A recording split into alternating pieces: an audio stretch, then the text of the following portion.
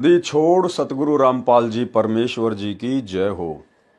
परमपिता परमात्मा सारी सृष्टि के रचनहार कुल मालिक असंख्य ब्रह्मांडों के स्वामी जगत गुरु तीनों लोकों में प्रवेश करके सबका पालन पोषण करने वाले राजाधिराज आत्माधार नाथों के नाथ देवों के देव महादेव सर्वेश्वर महेश्वर मृत्युंजय अजरो अमर आदि अनादि सनातनी प्रभु जगत पिता जगदीश्वर श्री श्री 1008 की उपाधि के वास्तविक अधिकारी अकाल मूर्त शब्द स्वरूपी राम वासुदेव सर्वगतम ब्रह्म परम पूज्य प्रथम पूज्य परम संत परम पुरुष परम धनी परम दयालु सत्य कबीर हक्का कबीर अल्लाहु कबीर अल्लाहु अकबर बाखबर अल्लाह ताला जगत के तारणहार जगत के मुक्तिदाता जगत के जगन्नाथ हारे के सहारे हिंदुओं के राम मुसलमानों के अल्लाह सिखों के वाहेगुरु ईसाइयों के मसीह दया के सागर दयानिधि करुणा के सागर करुणानिधि स्वयंभू परिभू संकट मोचन कष्ट हरण मंगल करण दुख भंजन अविगत कबीर निर्विकार निर्विषम परमात्मा अलय अलेख सतगुरु आदि अनादि सतगुरु असली मर्यादा पुरुषोत्तम असली राम असली कृष्ण असली घनश्याम असली मुरारी राजाओं के राजा महाराजाओं के महाराजा शहंशाहों के शहंशाह सम्राटों के सम्राट भगवानों के भगवान अल्लाहों के अल्लाह प्रभुओं के प्रभु मसीहों के मसीह सच्चे वाहिगुरु बाबाओं के बाबा पीरों के पीर सेठों के सेठ जगत सेठ सावड़सा सेठ सर्वगुण संपन्न अनंत कोटि कलाओं के स्वामी अनंत कोटि ब्रह्मांडों के नायक योगियों में महायोगी ध्यानियों में महाध्यानी सिद्धों में परम सिद्ध ज्ञानियों में तत्व ज्ञानी ब्रह्म ज्ञानी महाज्ञानी परम ज्ञानी सर्वश्रेष्ठ ज्ञानी विज्ञानी युवा कबीर समरथ कबीर असमवात अमित ओजा सच्चे रहनुमा करीम अल्लाह सुभान अल्लाह दुनिया के अंतिम पैगंबर 8 सितंबर 1951 से गांव धनाना जिला सोनीपत हरियाणा भारतवर्ष की पावन भूमि पे प्रकट रियल कल की भगवान श्री नारायण साकार हरि श्री बाबा साहेब शब्द स्वरूपी राम गरीब निवाज संत श्रोमणी सतगुरु रामपाल जी परमेश्वर जी के चरण कमल में साध संगति से जुड़े हुए देश विदेश से हम सभी सत्सेवक भाई बहनों का अनंत कोटि दंडवत प्रणाम। सत्साई भाई और बहनों, दया पूज्य गुरुदेव भगवान की सारी सृष्टि के मालिक की जिनकी विशेष वीआईपी रजा से कृपा से आप और हम सभी सत्सेवक भाई बहन कबीर सागर के सरलार्थ के माध्यम से जो वीडियो बन रहे हैं उन वीडियो को देख देख कर परमाणु से जो साबित किया जा रहा है कि धरती पर एकमात्र पूर्ण संत पूर्ण गुरु तत्वदर्शी संत पूर्ण ब्रह्म परमेश्वर सतगुरु रामपाल जी ही हैं। इन सब बातों से हमारा जो विश्वास दृढ़ हो रहा है, हम निरंतर भक्ति मार्ग पर आगे बढ़ रहे हैं। भाई और बहनों, 4 युगों से गुरुदेव भगवान कबीर परमेश्वर इसी प्रकार से आत्माओं को दृढ़ करने का प्रयास कर रहे हैं, परंतु सतयुग से लेकर कलयुग की प्रथम पीढ़ी तक कोई भी आत्मा गुरु को परमात्मा मानकर भक्ति नहीं करती है, इतनी दृढ़ नहीं हो पाती है, इसलिए मोक्ष से वंचित रह जाती है। इसलिए अंत में इस कलयुग की बिचली पीढ़ी में मोक्ष के प्राइम टाइम में गुरुदेव भगवान ने हमारी उस कमजोरी को हमसे दूर करना था, इसलिए परमेश्वर ने साध संगतियां शुरू करवाई है कि साध संगति से ही आपसी ज्ञान चर्चा से ही ये पुण्यात्माएं गुरु को परमात्मा के रूप में पहचान कर भक्ति मार्ग पर सफलता प्राप्त कर पाएंगे। इसलिए जो जो भाई बहन साध संगति से जुड़ चुके हैं उन भाई बहनों का ये परम सौभाग्य है कि परमेश्वर ने उनको इस कलयुग की बिचली पीढ़ी में पूर्ण मोक्ष के लिए चुना है और उन चुनिंदा आत्माओं को आगे की जानकारी उपलब्ध करवाने के लिए किस प्रकार से गुरु को परमात्मा मानना है, किस प्रकार से हमने भक्ति मार्ग पर दृढ़ होकर पतिव्रता पद पर निरंतर आगे बढ़ना है, इन समस्त जानकारियों के लिए फिर गुरुदेव ने उन चुनिंदा आत्माओं को साध संगति से जोड़ दिया। इसलिए इस कलयुग की बिचली पीढ़ी में यदि आप साध संगति से जुड़े हुए हैं, पूर्णतया मर्यादा में हैं, गुरु को परमात्मा मानते हैं, ज्ञान को आधार बनाकर भक्ति कर रहे हैं, तो भाई और बहनों, आप निश्चित तौर पर गुरुदेव भगवान के विशेष अंश हैं, उनकी विशेष आत्मा हैं। तो कबीर सागर के सरलार्थ के ऊपर वीडियो बनाने की श्रृंखला जारी है। इस श्रृंखला में आज हमारा ये 28वें नंबर का वीडियो है। और भाइयों और बहनों, हनुमान बोध के सारांश को लेकर वीडियो बन रहा है।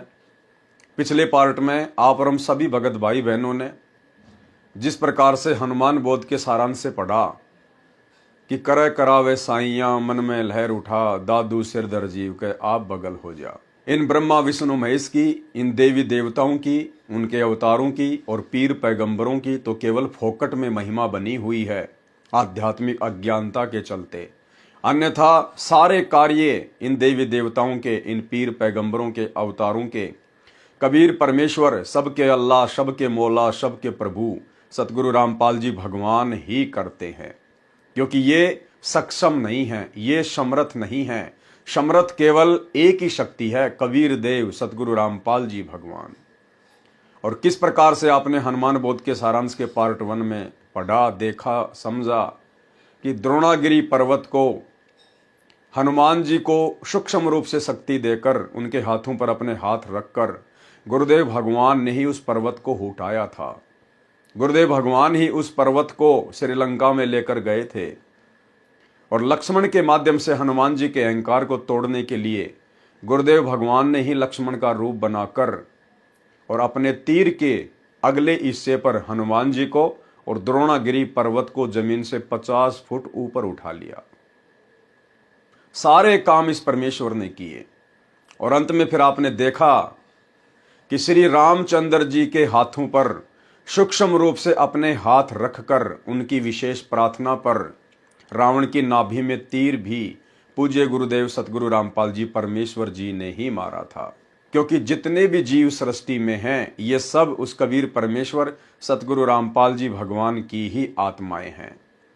और आत्मा जब विशेष संकट में होती है, विशेष परेशानी में होती है, और यदि उसके कोई पिछले संस्कार, कोई भक्ति धन शेष होता है, तो परमेश्वर उस आत्मा की पुकार पर अवश्य किसी न किसी रूप में, प्रत्यक्ष या परोक्ष रूप में प्रकट होकर या सूक्ष्म रूप में अपनी उस प्यारी आत्मा की मदद अवश्य करते हैं।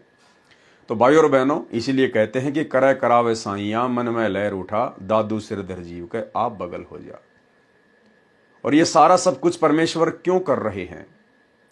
कबीर सागर के सरलार्थ को लिखना, अन्य पुस्तकों को लिखना, अब समय आने पर उन पुस्तकों के ऊपर वीडियो बनवाकर उनके अंदर छुपे हुए गूढ़ रहस्यों को उजागर करवाना क्यों करवा रहे हैं गुरुदेव?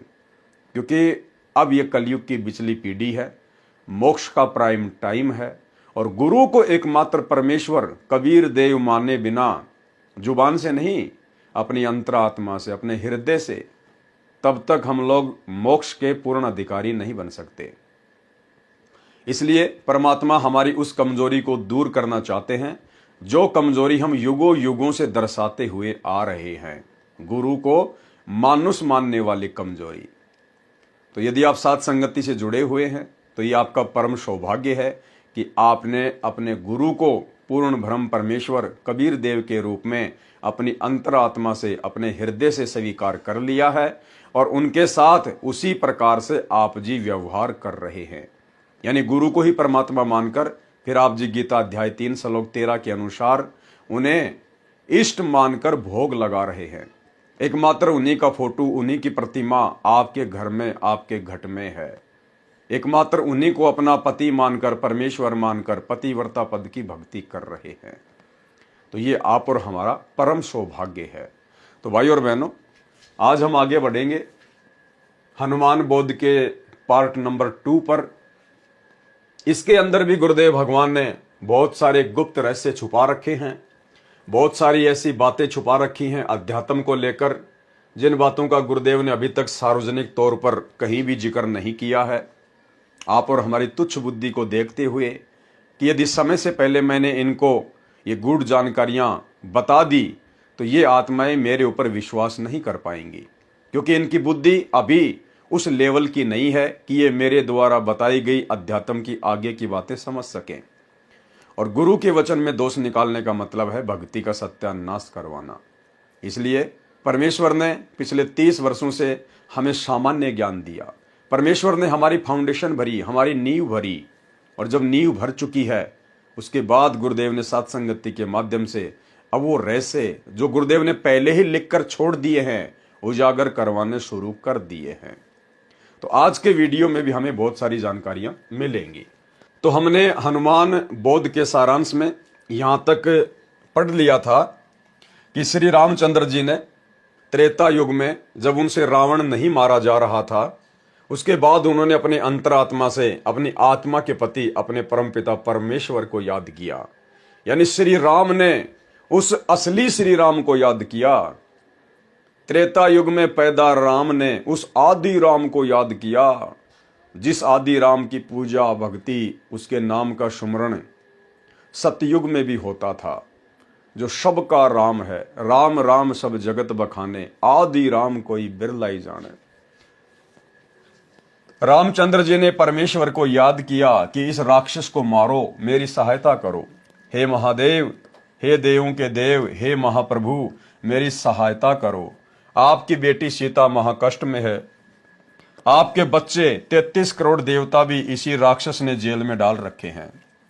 परमेश्वर कबीर जी ने उसी समय गुप्त रूप में रामचंद्र के हाथों पर अपने सूक्ष्म हाथ रखे और तीर रावण की नाभि में मारा, तब रावण मरा।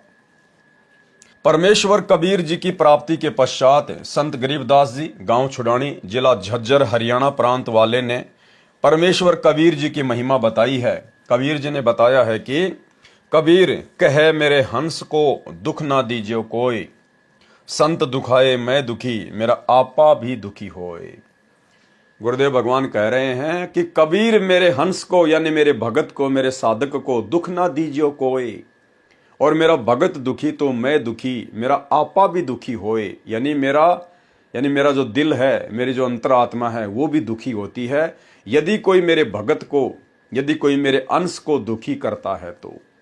इसका मतलब केवल ये नहीं है कि हम बाकी जो गधे कुत्ते सुअर है उनको मारें पीटें, और केवल जो परमात्मा का भगत है, सतगुरु का भगत है, उसी से प्यार प्रेम से पेश आए। नहीं, इस पृथ्वी पर, इस 21 ब्रह्मांड में जितने भी जीव हैं, चाहे वो 84 लाख योनियों में है, चाहे वो मनुष्य शरीरधारी स्त्री या पुरुष है, सब परमेश्वर के हंस हैं, सब परमेश्वर के बच्चे हैं, उनके अंश हैं। अब जिस प्रकार एक दादाजी होता है, दादाजी का मुख्य अंश होता है उसका बेटा, क्योंकि वो डायरेक्ट उसके बिंद से पैदा होता है। लेकिन उसके बेटे का बेटा, यानी दादा का पोता, उसमें दादाजी का अपने बेटे से भी ज्यादा लगाव होता है, क्योंकि वो भी दादा का ही अंश होता है। तो इसी प्रकार भाई और बहनों, हम विशेष तौर पर तो गुरुदेव भगवान के हंस हैं, उनके भगत हैं, क्योंकि हमें मनुष्य शरीर प्राप्त है। परंतु जितने भी 84 लाख योनियों में प्राणी भटक रहे हैं, वो भी अपने संस्कारवश भटक रहे हैं। आप और हम भी ना जाने कितनी बार भटके हैं। परमेश्वर उनकी भी हर पुकार सुनता है, और यदि उनके संस्कार में यदि कोई भक्ति धन होता है, ऐसा यदि कोई पुण्य होता है, तो परमेश्वर उन 84 लाख योनियों में कष्ट भोग रहे उन पशु पक्षियों की भी मदद करता है।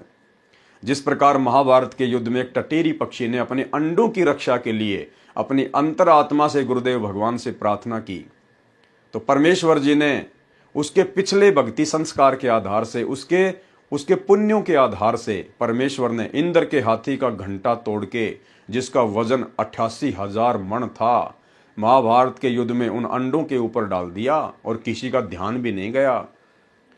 पूरा महाभारत हो गया, करोड़ों लोग कट के मर गए। उसके बाद लोगों का ध्यान उस घंटे के ऊपर गया कि ये क्या है। लोगों ने काफी मशक्कत के बाद जब उसको उठा के देखा, तो नीचे वो टटीरी पक्षी और उसके अंडे बिल्कुल सुरक्षित थे।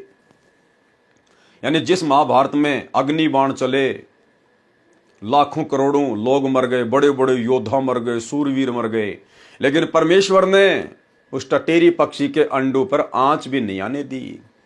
इसलिए भाई और बहनों, हमने किसी को भी मन कर्म वचन से दुखी नहीं करना है, किसी को भी परेशान नहीं करना है, कुवचन नहीं बोलना है। अन्यथा हम भक्ति करते करते भी, भगत कहलवा कर भी अपने गुरुदेव भगवान के दोषी रहेंगे। इसलिए जो गलती वर्तमान में सतलोक आश्रमों से जुड़े हुए मुख्य लोग, बड़े बड़े स्टेट कोऑर्डिनेटर, वर्ल्ड कोऑर्डिनेटर, गुरुदेव के परिवार वाले कर रहे हैं, भगत भाई बहनों की पिटाई करके, माँ बहन की गंदी गंदी गालियां निकाल के, साथ संगतियां रुकवा के, भक्तों के ऊपर मुकदमे करवा के, हमने गुरुदेव के तत्व ज्ञान को आधार बनाकर स्वयं कष्ट उठा लेना है। लेकिन हमने किसी को भी कष्ट मन कर्म वचन से नहीं पहुंचाना है। कबीरा आप ठगाइए और न ठगिए कोई, आप ठगाए सुख होत है और ठगे दुख होए। जो तोकू काटा बोवे ताको वो तू फूल, और तोए फूल के फूल है वाको है त्रिशूल। अन्यथा गुरुदेव भगवान ने फिर अपना विधान भी बता दिया, और परमेश्वर का विधान अटल होता है, अटल। परमेश्वर स्वयं भी उसको नहीं तोड़ते। राजा अमरीश और दुर्वासा ऋषि की कथा सुनाते हुए गुरुदेव ने फिर स्पष्ट कर दिया कि राजा अमरीश कबीर परमात्मा के भगत थे, और दुर्वासा ऋषि में अहंकार था, अभिमान था, और दुर्वासा ऋषि ने जबरदस्ती राजा अमरीश के साथ बदतमीजी की, सुदर्शन चक्कर से उनका शीश काटना चाहा। लेकिन अमरीश में आधीनी थी, दास भाव था। वो सुदर्शन चक्कर राजा अमरीश के पैर छूकर दुर्वासा ऋषि को मारने के लिए दौड़ पड़ा। दुर्वासा ऋषि दौड़ता दौड़ता ब्रह्मा जी के पास गया। ब्रह्मा जी ने हाथ खड़े कर दिए, मेरे बस की बात नहीं है। शंकर जी के पास गया, शंकर जी ने हाथ खड़े कर दिए। अंत में विष्णु जी के पास गया, और विष्णु रूप में वहां पर कबीर परमात्मा सतगुरु रामपाल जी थे उस समय। और कबीर परमेश्वर ने फिर उसको डांटा, उसको धमकाया कि नालायक, तेरे अंदर अहंकार है, अभिमान है। तुझे किसने अधिकार दिया कि तू अपनी साधना, अपनी भक्ति को जबरदस्ती किसी और के ऊपर थोपेगा। उसके बाद परमेश्वर कबीर जी ने, सतगुरु रामपाल जी ने विष्णु रूप में दुर्वासा को कहा कि वापस जाकर राजा अमरीश से माफी मांग, उनके चरणों में पड़, तब तेरी जान बचेगी। और ऐसा ही हुआ। फिर गुरुदेव ने इस कथा का निष्कर्ष बताते हुए कहा कि पुण्यात्माओं, आप ये गलती ना करना। यदि आप वर्तमान में भगत भी आपस में लड़ाई करोगे, झगड़ा करोगे, मान लीजिए आप दो भगत हैं और दोनों ने ही गुरु से उपदेश ले रखा है, और एक भगत कुछ नहीं बोलता और दूसरा भगत उसको नाजायज परेशान करता है, दुखी करता है, तो गुरुदेव ने कहा कि भले ही वो भगत है जो नाजायज परेशान कर रहा है, दुखी कर रहा है, परमेश्वर उस भगत की तो रक्षा करेगा जो सारी परेशानियां झेल रहा है, और जो भगत होने के बाद जबरदस्ती बकवाद कर रहा है, भक्तों के साथ में मारपीट करता है, उसका परमात्मा बक्कल उतारेगा, यानी उसका शीश उतार देगा भगवान समय आने पर। ये कोई भेदभाव नहीं करता, समदृष्टि परमात्मा है। तो भाई, हम सत्सेवकों के साथ में सतलोक आश्रम मैनेजमेंट हरियाणा वालों ने, हमारे गुरु भाइयों ने, गुरुदेव के परिवार ने, इन कोऑर्डिनेटरों ने, वर्ल्ड कोऑर्डिनेटर ने जो जो बदतमीजियां की हैं, जो गंदगी फैलाई है परमात्मा के मार्ग में, साध संगति में, और साध संगतियां रुकवाकर जिस प्रकार ये भगवान के दोषी बने हैं, भक्तों के ऊपर झूठे मुकदमे करवाए, पुलिस वालों से पिटवाया, इन्होंने खुद पीटा, गालियां निकाली, धमकियों की गिनती नहीं। आने वाले समय में क्या बनेगी, सुनिए गुरुदेव का सत्संग। इसमें एक बहुत बड़ा नियम है प्रभु का कि सबसे ज्यादा हमें अधीन रहना होगा। आप दो भक्त हैं, दोनों ने उपदेश ले रखा है, और तुम आपस में झगड़ा करते हो, और एक भक्त कुछ नहीं कहता, दूसरा उसको नाजायज परेशान करने की चेष्टा करता है, तो परमात्मा उस जो भक्त की रक्षा करेगा। और वो भी बेशक भक्त है, जो बेमतलब बकवाद करके दूसरे को तंग कर रहा है भक्त को, तो उसको हानि पहुंचाएगा, जबकि दोनों भक्त ही है। तो भाई और बहनों, इस कथा का हमने सारांश समझ के चलना है। ये अंतिम बार परमात्मा हमें लास्ट चेतावनी दे रहे हैं अपने कर कमल से लिखित इन पुस्तकों के ऊपर वीडियो बनवा कर, कि आप लोगों ने भगत बनना पड़ेगा, भगत दास बनना पड़ेगा। दादा बन के, साहेब बन के तुम यहां से पार नहीं हो सकते। तो हम वो गलती ना करें जो गलती दुर्वासा ऋषि ने की। कबीर कहे मेरे हंस को दुख ना दीजिए कोई, संत दुखाए मैं दुखी मेरा आपा भी दुखी होए। पहुंचूंगा क्षण एक में जन अपने के हेत, 33 कोटि की बंद छुटाई रावण मार्या खेत। जो मेरे संत को दुखी करे वाका खोऊं वंश, और हिरणाकुश उदर विदारिया मैं ही मार्या कंस। राम कृष्ण कबीर के शहजादे, भक्ति हेत भय पियादे। लंका का राज्य रावण के छोटे भ्राता विभीषण को दिया गया। विभीषण दास था, उसके अंदर आधीनी थी, विनम्रता थी, और वो कबीर परमेश्वर की शरण में पहले ही आ चुका था। जब त्रेता युग में कबीर परमात्मा सतगुरु रामपाल जी मुनिंद्र ऋषि के रूप में गए हुए थे, तो विभीषण नाम दीक्षा प्राप्त कर चुका था अपनी भाभी मंदोदरी के कहने पर। इसलिए जिस लंका के लिए रावण ने इतने खाड़े किए, इतने पाप कमाए, वो लंका भी अंत में रावण के हाथ से निकल गई और कुत्ते वाली मौत मरा, क्योंकि उसमें आधीनी नहीं थी और अहंकार गुरुदेव को बिल्कुल भी पसंद नहीं है। वो लंका भी परमेश्वर ने विभीषण को दी, वहां का राज्य दिया। लंका का राज्य रावण के छोटे भ्राता विभीषण को दिया। सीता की अग्नि परीक्षा श्री राम ने ली। यदि रावण ने सीता मिलन किया है तो अग्नि में जलकर मर जाएगी। यदि सीता पाक साफ है तो अग्नि में नहीं जलेगी। सीता जी अग्नि में नहीं जली। उपस्थित लाखों व्यक्तियों ने सीता माता की जय बुलाई। सीता सती की पदवी पाई। रावण का वध आसोज मास की शुक्ल पक्ष की 10वीं को हुआ था। 2 शिक्षाएं भाई और बहनों। रावण पर विजय प्राप्त करने के बाद में श्री रामचंद्र जी तो सीता जी को साथ में लिए बिना ही वापस अयोध्या जा रहे थे। ये वाल्मीकि रामायण में गीता प्रेस गोरखपुर से प्रकाशित वाली में साफ साफ लिखा हुआ है। श्री रामचंद्र जी तो अशोक वाटिका में सीता जी से मिलने भी नहीं गए। रावण को मारने के बाद वो तो वापस अयोध्या जा रहे थे। सीता ने दौड़कर हाथ जोड़े कि प्रभु, ये स्वामी, मुझे क्यों छोड़कर जा रहे हो। श्री रामचंद्र जी ने कहा कि आप मेरे लायक नहीं हैं, क्योंकि श्री रामचंद्र जी को, विष्णु अवतार को, अपनी औरत पर विश्वास नहीं था। श्री रामचंद्र जी के मन में दोष था कि अवश्य सीता रावण के संपर्क में आ चुकी है, रावण के साथ में शारीरिक मिलन कर चुकी है। लेकिन सीता ने बहुत मना किया, फिर भी रामचंद्र जी ने उसकी बात नहीं मानी। अंत में जितने भी बड़े बड़े महापुरुष थे, हनुमान जैसे, जामवंत जैसे, सुग्रीव जैसे, अंगद जैसे, उन सब ने श्री रामचंद्र जी से प्रार्थना की कि महाराज ऐसा ना कीजिएगा।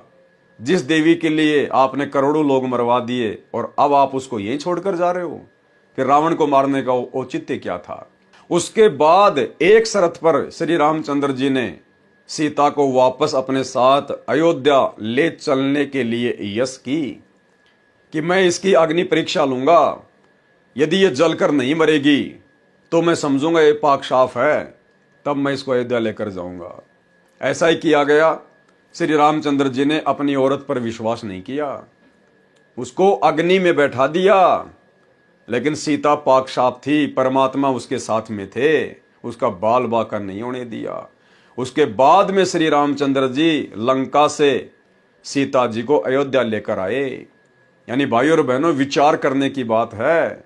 जो लोग आज 10-15 रुपए की मोगरा अगरबत्ती लेकर और 33 करोड़ देवी देवताओं को खुश करने के चक्कर में बैठे हैं, जो लोग श्री राम मंदिर में जाकर 100-50 लाख 2 लाख रुपए दान धर्म देके प्रभु श्री रामचंद्र जी को खुश करने के चक्कर में हैं, उनके नाम के भंडारे करके या अपने घर की छत पर जय श्री राम का बड़ा सा झंडा लगा के उनको खुश करने के चक्कर में हैं, या अपनी गाड़ी के पीछे जय श्री राम या कट्टर सनातनी लिखवा कर श्री रामचंद्र जी को खुश करने के चक्कर में हैं। ये आपकी मां बोल है, अभी आप सपने में हो, सपने में।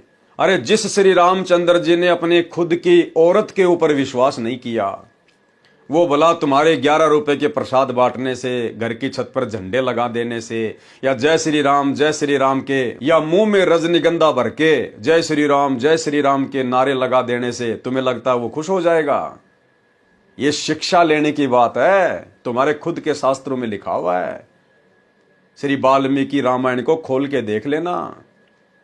तो सोचिए, वो श्री रामचंद्र जी आप और हमारे जैसे कलयुगी लोगों पर, जिनका ना कोई कर्म है ना कोई धर्म है, जिनकी ना कोई किसी प्रकार की कोई मर्यादा है ना कोई भक्ति है, भला आप और हमारे पर वो क्यों विश्वास करेगा और कैसे विश्वास करेगा? आधार क्या है? जब वो अपनी औरत पर विश्वास नहीं कर पाया, उसकी भी अग्नि परीक्षा ली, तो आज तुम तो लाख जन्म में भी अग्नि परीक्षा देने के योग्य नहीं हो। अग्नि के निकट आते भस्म हो जाओगे, इतने पाप कर्मों से भरे हुए हो। तो भाई और बहनों, परमात्मा धरती पर आया हुआ है। वो राम का भी राम, आदि राम, कबीर परमेश्वर सतगुरु रामपाल जी के रूप में धरती पर प्रकट हैं। समय रहते उनके सत्संग सुनना शुरू कर दो। ये मोबाइल आप लोगों की पॉकेट में उन्हीं की दया दृष्टि से है। ये बुद्धि इंसान को उन्हीं ने बख्शी है। आज से 50 साल पहले मोबाइल का कोई नाम भी नहीं जानता था। पिछले 30 से 40 वर्षों में परमेश्वर ने विज्ञान को शिखर पे चढ़ा दिया, जिस विज्ञान को लाखों साल से कोई जानता भी नहीं था। तो मौका है, समय रहते परमेश्वर की शरण ग्रहण कर लीजिएगा। तो क्या कहा जा रहा है? सीता की अग्नि परीक्षा श्री राम ने ली। यदि रावण ने सीता मिलन किया है तो अग्नि में जलकर मर जाएगी। यदि सीता पाक साफ है तो अग्नि में नहीं जलेगी। सीता जी अग्नि में नहीं जली। उपस्थित लाखों व्यक्तियों ने सीता माता की जय बुलाई। सीता सती की पदवी पाई। रावण का वध आसोज मास की शुक्ल पक्ष की 10वीं को हुआ था। अब भाई और बहनों, ये कहां लिखा हुआ है? कौन से शास्त्र में लिखा हुआ है? किसने बताई ये डेट, ये महीना, ये तिथि, ये वार? ये किसने बताया? कौन लिख रहे हैं? सतगुरु रामपाल जी। तो कौन हुए सतगुरु रामपाल जी? स्वयं रावण का वध करने वाले कबीर देव वही बता सकते हैं। रावण का वध आसोज मास की शुक्ल पक्ष की 10वीं को हुआ था। रावण वध के 20 दिन बाद 14 वर्ष की वनवास अवधि पूरी करके श्री राम, लक्ष्मण और सीता पुष्पक विमान में बैठकर अयोध्या नगरी में आए। रावण को मारने के बाद भी 20 दिन बचे हुए थे श्री रामचंद्र जी के 14 साल वाले वनवास के पूरा होने में। कौन बता रहे हैं? सतगुरु रामपाल जी। विचार करने की बात है, ये परमेश्वर हैं। ये बायोडाटा आपके किसी भी राम कथावाचक के पास नहीं मिलेगा, रामायण में नहीं मिलेगा। रावण वध के 20 दिन बाद 14 वर्ष की वनवास अवधि पूरी करके श्री राम, लक्ष्मण और सीता पुष्पक विमान में बैठकर अयोध्या नगरी में आए।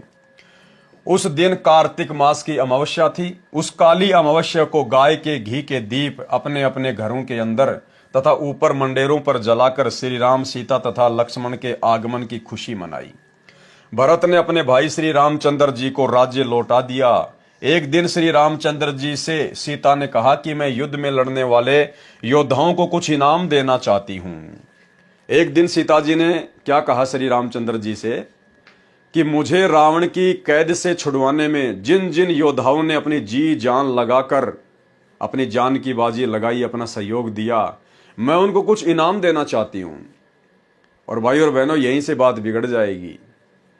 देखना, उस हनुमान जी ने, जिन्होंने अपना सर्वस्व सीता जी को छुड़ाने के लिए श्री रामचंद्र जी के चरणों में सौंप दिया, जिन्होंने अपनी जान की बाजी लगा दी, बढ़ चढ़कर उन्होंने सारे काम किए, उस हनुमान जी की सीता जी ने भरी सभा में किस प्रकार से बेइज्जती की। क्योंकि भाई और बहनों, ये राम, सीता, ये राधे राधे, श्री कृष्ण, 33 करोड़ देवी देवता, ब्रह्मा विष्णु महेश, ये केवल जीव हैं। ये भगवान नहीं हैं जो भगत की श्रद्धा का सम्मान कर सकें, जो भगत के भाव की कदर कर सकें। भगत की श्रद्धा भाव की कदर तो भगवान करता है, परमेश्वर कबीर देव, सतगुरु रामपाल जी। और किस प्रकार से भरी सभा में सबके सामने सीता जी ने श्री हनुमान जी को जानवर कहकर संबोधित किया, जानवर कहकर। यानी ये शिला मिला, ये परिणाम मिला इतने संघर्ष का, इतने समर्पण का श्री हनुमान जी को। एक दिन श्री रामचंद्र जी से सीता ने कहा कि मैं युद्ध में लड़ने वाले योद्धाओं को कुछ इनाम देना चाहती हूं। इनाम में सीता जी ने हनुमान जी को अपने गले से सच्चे मोतियों की माला निकालकर दे दी तथा कहा, हे हनुमान, ये अनमोल उपहार मैं आपको दे रही हूं, बहुत संभाल कर रखना। हनुमान जी ने उस माला का मोती तोड़ा, फिर फोड़ा, फिर दूसरा। देखते देखते सब मोती फोड़कर जमीन पर फेंक दिए। सीता जी को हनुमान जी का यह व्यवहार अच्छा नहीं लगा। क्रोध में भरकर कहने लगी, हे मूर्ख, ये क्या कर दिया? ऐसे अनमोल माला का सर्वनाश कर दिया। तू वानर का वानर ही रहा, तू बंदर का बंदर ही रहा, यानी जानवर का जानवर ही रहा। चला जा मेरी आंखों के सामने से। ये वो वर्ड हैं जो वर्ड सीता जी ने अपने मुख से बोले थे। सेम टू सेम वर्ड यहां पर कबीर परमेश्वर सतगुरु रामपाल जी ने लिखे हैं। तो कितना बड़ा सिला मिल गया हनुमान जी को, कितना बड़ा परिणाम मिल गया हनुमान जी को। अरे श्री राम और सीता का हनुमान जी से बड़ा तो इस कलयुग में कोई भगत नहीं है ना। जितने भी भाई बहन हैं उनकी नजरों में हनुमान जी से बड़ा तो श्री राम और सीता जी का कोई भगत है ही नहीं। जब इतने बड़े भगत को उसके त्याग, उसके समर्पण का ये परिणाम मिला। बेइज्जती, जानवर का जानवर रहा, गाली। तो ये वर्तमान के भगत, श्री रामचंद्र जी के भगत, माता सीता जी के भगत, अपने आप को कट्टर सनातनी, कट्टर हिंदू कहने वाले, गाड़ियों के ऊपर जय श्री राम लिखवाने वाले, घर की छतों पर जय श्री राम के झंडे लगाने वाले, भाई और बहनों, तुम तो हो ही क्या उस हनुमान जी के आगे। उसके बाल के बराबर भी नहीं हो, बाल के बराबर भी।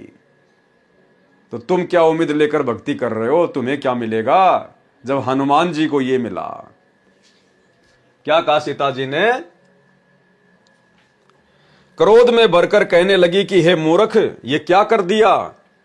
ऐसी अनमोल माला का सर्वनाश कर दिया। तू वानर का वानर ही रहा, चला जा मेरी आंखों के सामने से। उस समय श्री रामचंद्र जी भी सीता जी के साथ ही सिंहासन पर विराजमान थे। उन्होंने भी हनुमान के इस व्यवहार को अच्छा नहीं माना और चुप रहे। श्री रामचंद्र जी ने मुंह से तो कुछ नहीं बोला, लेकिन जब सीता ये बात कह रही थी तो उनको बड़ा अच्छा लग रहा था कि हां सीते, तूने बिल्कुल सही कहा, ये वानर का वानर ही है। इतनी महंगी माला को तोड़ दिया इसने। भाई और बहनों, श्री हनुमान जी की भक्ति की, उसके त्याग की, उसके समर्पण की श्री रामचंद्र और सीता ने कोई मान मर्यादा नहीं रखी, कोई मान मर्यादा। लेकिन हनुमान अपने आप में भगत था, वो सच्चा सेवक था। और आगे चलकर कबीर परमेश्वर मुनिंद्र ऋषि के रूप में हनुमान जी को मिले और उसके अंदर जो भगत वाले गुण थे, परमेश्वर ने उन भगत वाले गुणों के आधार से उसे अपनी शरण में लिया। असल परिणाम मुनिंद्र ऋषि जी ने दिया। हनुमान जी की वीरता, उसके दास भाव, उसके त्याग, उसके समर्पण की जो वैल्यू थी, वो कबीर परमेश्वर सतगुरु रामपाल जी ने समझी और परमेश्वर ने उसको वो अनमोल वस्तु बख्श दी जो अनमोल वस्तु श्री रामचंद्र जी के पास भी नहीं थी। उन्हें 3 लोक की सर्वश्रेष्ठ संपत्ति, उनको अपना नाम दिया, अपना उपदेश दिया, अपना भगत बनाया। गुरु समान दाता नहीं, याचक शिष्य समान, 3 लोक की संपदा, सो गुरु दीनी दान। यानी तीनों लोकों में सबसे महंगी यदि कोई संपत्ति है तो केवल गुरुदेव भगवान का नाम है। वो सबसे अनमोल संपत्ति हनुमान जी को बख्शी। और दूसरी बात भाई और बहनों, ये कथा हमें ये भी शिक्षा देती है कि एक भगत में वास्तव में ऐसे ही लक्षण होने चाहिए, ऐसे ही गुण होने चाहिए। अपने इष्ट देव के अतिरिक्त उसको किसी भी वस्तु में कोई मोह नहीं होना चाहिए। भगत के अंदर मान बड़ाई और अहंकार नहीं होना चाहिए। दिखावे की भावना नहीं होनी चाहिए। नकली संपत्ति में, सोना चांदी में उसकी जरा भी आस्था नहीं होनी चाहिए। मोतियों की महंगी माला, मोती कहां से आते थे पता है? समुद्र में गहराई में जाकर गोताखोर बड़ी मेहनत करके जान की बाजी लगाकर, और जो मोती समुद्र के पैंदे में होते थे उन मोतियों को चुन चुन के लाते थे, फिर उनकी माला बनाई जाती थी। उस माला को राजा महाराजा, रानी महारानियां पहना करती थी, जो सबसे कीमती होती थी। हनुमान जी ने उस माला को फोड़ना शुरू कर दिया, तोड़ना शुरू कर दिया कि मेरे किस काम की ये, यदि इसमें मेरे प्रभु श्री रामचंद्र जी का नाम नहीं है तो। यानी हनुमान जी की नजरों में वो मोतियों की माला, जो मोतियों की माला सीता जी के लिए इतना महत्व रखती थी, जो मोतियों की माला श्री रामचंद्र जी के लिए इतना महत्व रखती थी, जिस मोतियों की माला को वे अपने गले में डालकर रखा करते थे, हनुमान जी ने उनको फोड़ फोड़ के फेंक दिया। ये लक्षण एक भगत में होने चाहिए। जब ज्ञान समझ में आ जाए, गुरु भगवान समझ में आ जाए, और आप और हम साथ संगत वाले भाई बहनों पर यह दया हुई है। आज साथ संगति से जुड़े हुए भगत भाई बहनों ने ज्ञान को आधार बनाकर वो सोना चांदी, आर्टिफिशियल ज्वेलरी हमने पहनना तो दूर की बात है, अपने घर से भी फेंक दिया उनको। फेंकने का मतलब है हमने सुनार को बेच दिया वो सोना, क्योंकि सोने में काल का प्रवेश है। नकली ज्वेलरी पहनना, सोने चांदी की ज्वेलरी पहनना, ये मान बढ़ाई में आता है, दिखावे में आता है, काल का दाव लगता है, सूक्ष्म चाल है ये काल की। परमेश्वर ने सात संगतियों से जोड़कर उस सोने को घर से बाहर निकलवा दिया। कुछ एक भाई बहन तो ऐसे हैं, उन्होंने दास को फोन किया कि भगत जी मैंने तो मेरे जो सोने चांदी की जो ज्वेलरी थी थोड़ी बहुत, मैंने तो उसको जो है नदी में डाल दिया। तो दास ने कहा कि बहन नदी में नहीं डालना था, आपने किसी सुनार को बेच देना था, और जो पैसा आ जाए वो अपना दान धर्म में लगाओ, सेवा में लगाओ, अपने बच्चों की फीस भरो, अपने घर का राशन लेके आओ, अपने घर के काम में लो। बोला भगत जी मैंने तो फेंक ही दिया, जब भगवान ने कह दिया कि इसमें काल का परिवेश है तो सुनार को भी क्या बेचना। लेकिन ये अन्य भगत भाई बहनों ने ऐसा नहीं करना है, आपने उसको बेचना है और बेचकर पैसे को अपने घर में काम में लेना है। तो भाई और बहनों, ये दया भी जो गुण हनुमान जी के अंदर थे एक भगत के, हनुमान जी अपने इष्ट से ज्यादा उस नकली सोने चांदी मोतियों की मालाओं को महत्व नहीं देते थे। और आज सात संगति से जुड़े भाई बहन हनुमान बन चुके हैं। हनुमान से भी कई गुना ऊपर। तो भाई और बहनों, आप और हमारे ऊपर ये बहुत बड़ी मेहर, बहुत बड़ी दया गुरुदेव की। उस समय श्री रामचंद्र जी भी सीता जी के साथ ही सिंहासन पर विराजमान थे। उन्होंने भी हनुमान के इस व्यवहार को अच्छा नहीं माना और चुप रहे। हनुमान जी ने कहा, माता जी जिस वस्तु में राम नाम अंकित नहीं है वह मेरे किसी काम की नहीं है। ठीक इसी प्रकार जिस सोने चांदी को पहनने के लिए या अपने घर में रखने के लिए भी हमारे पूज्य गुरुदेव आदि राम सतगुरु रामपाल जी ने मना कर दिया, तो भाई हनुमान जी की तरह फिर वो हमारे किसी काम की नहीं है, किसी भी काम की।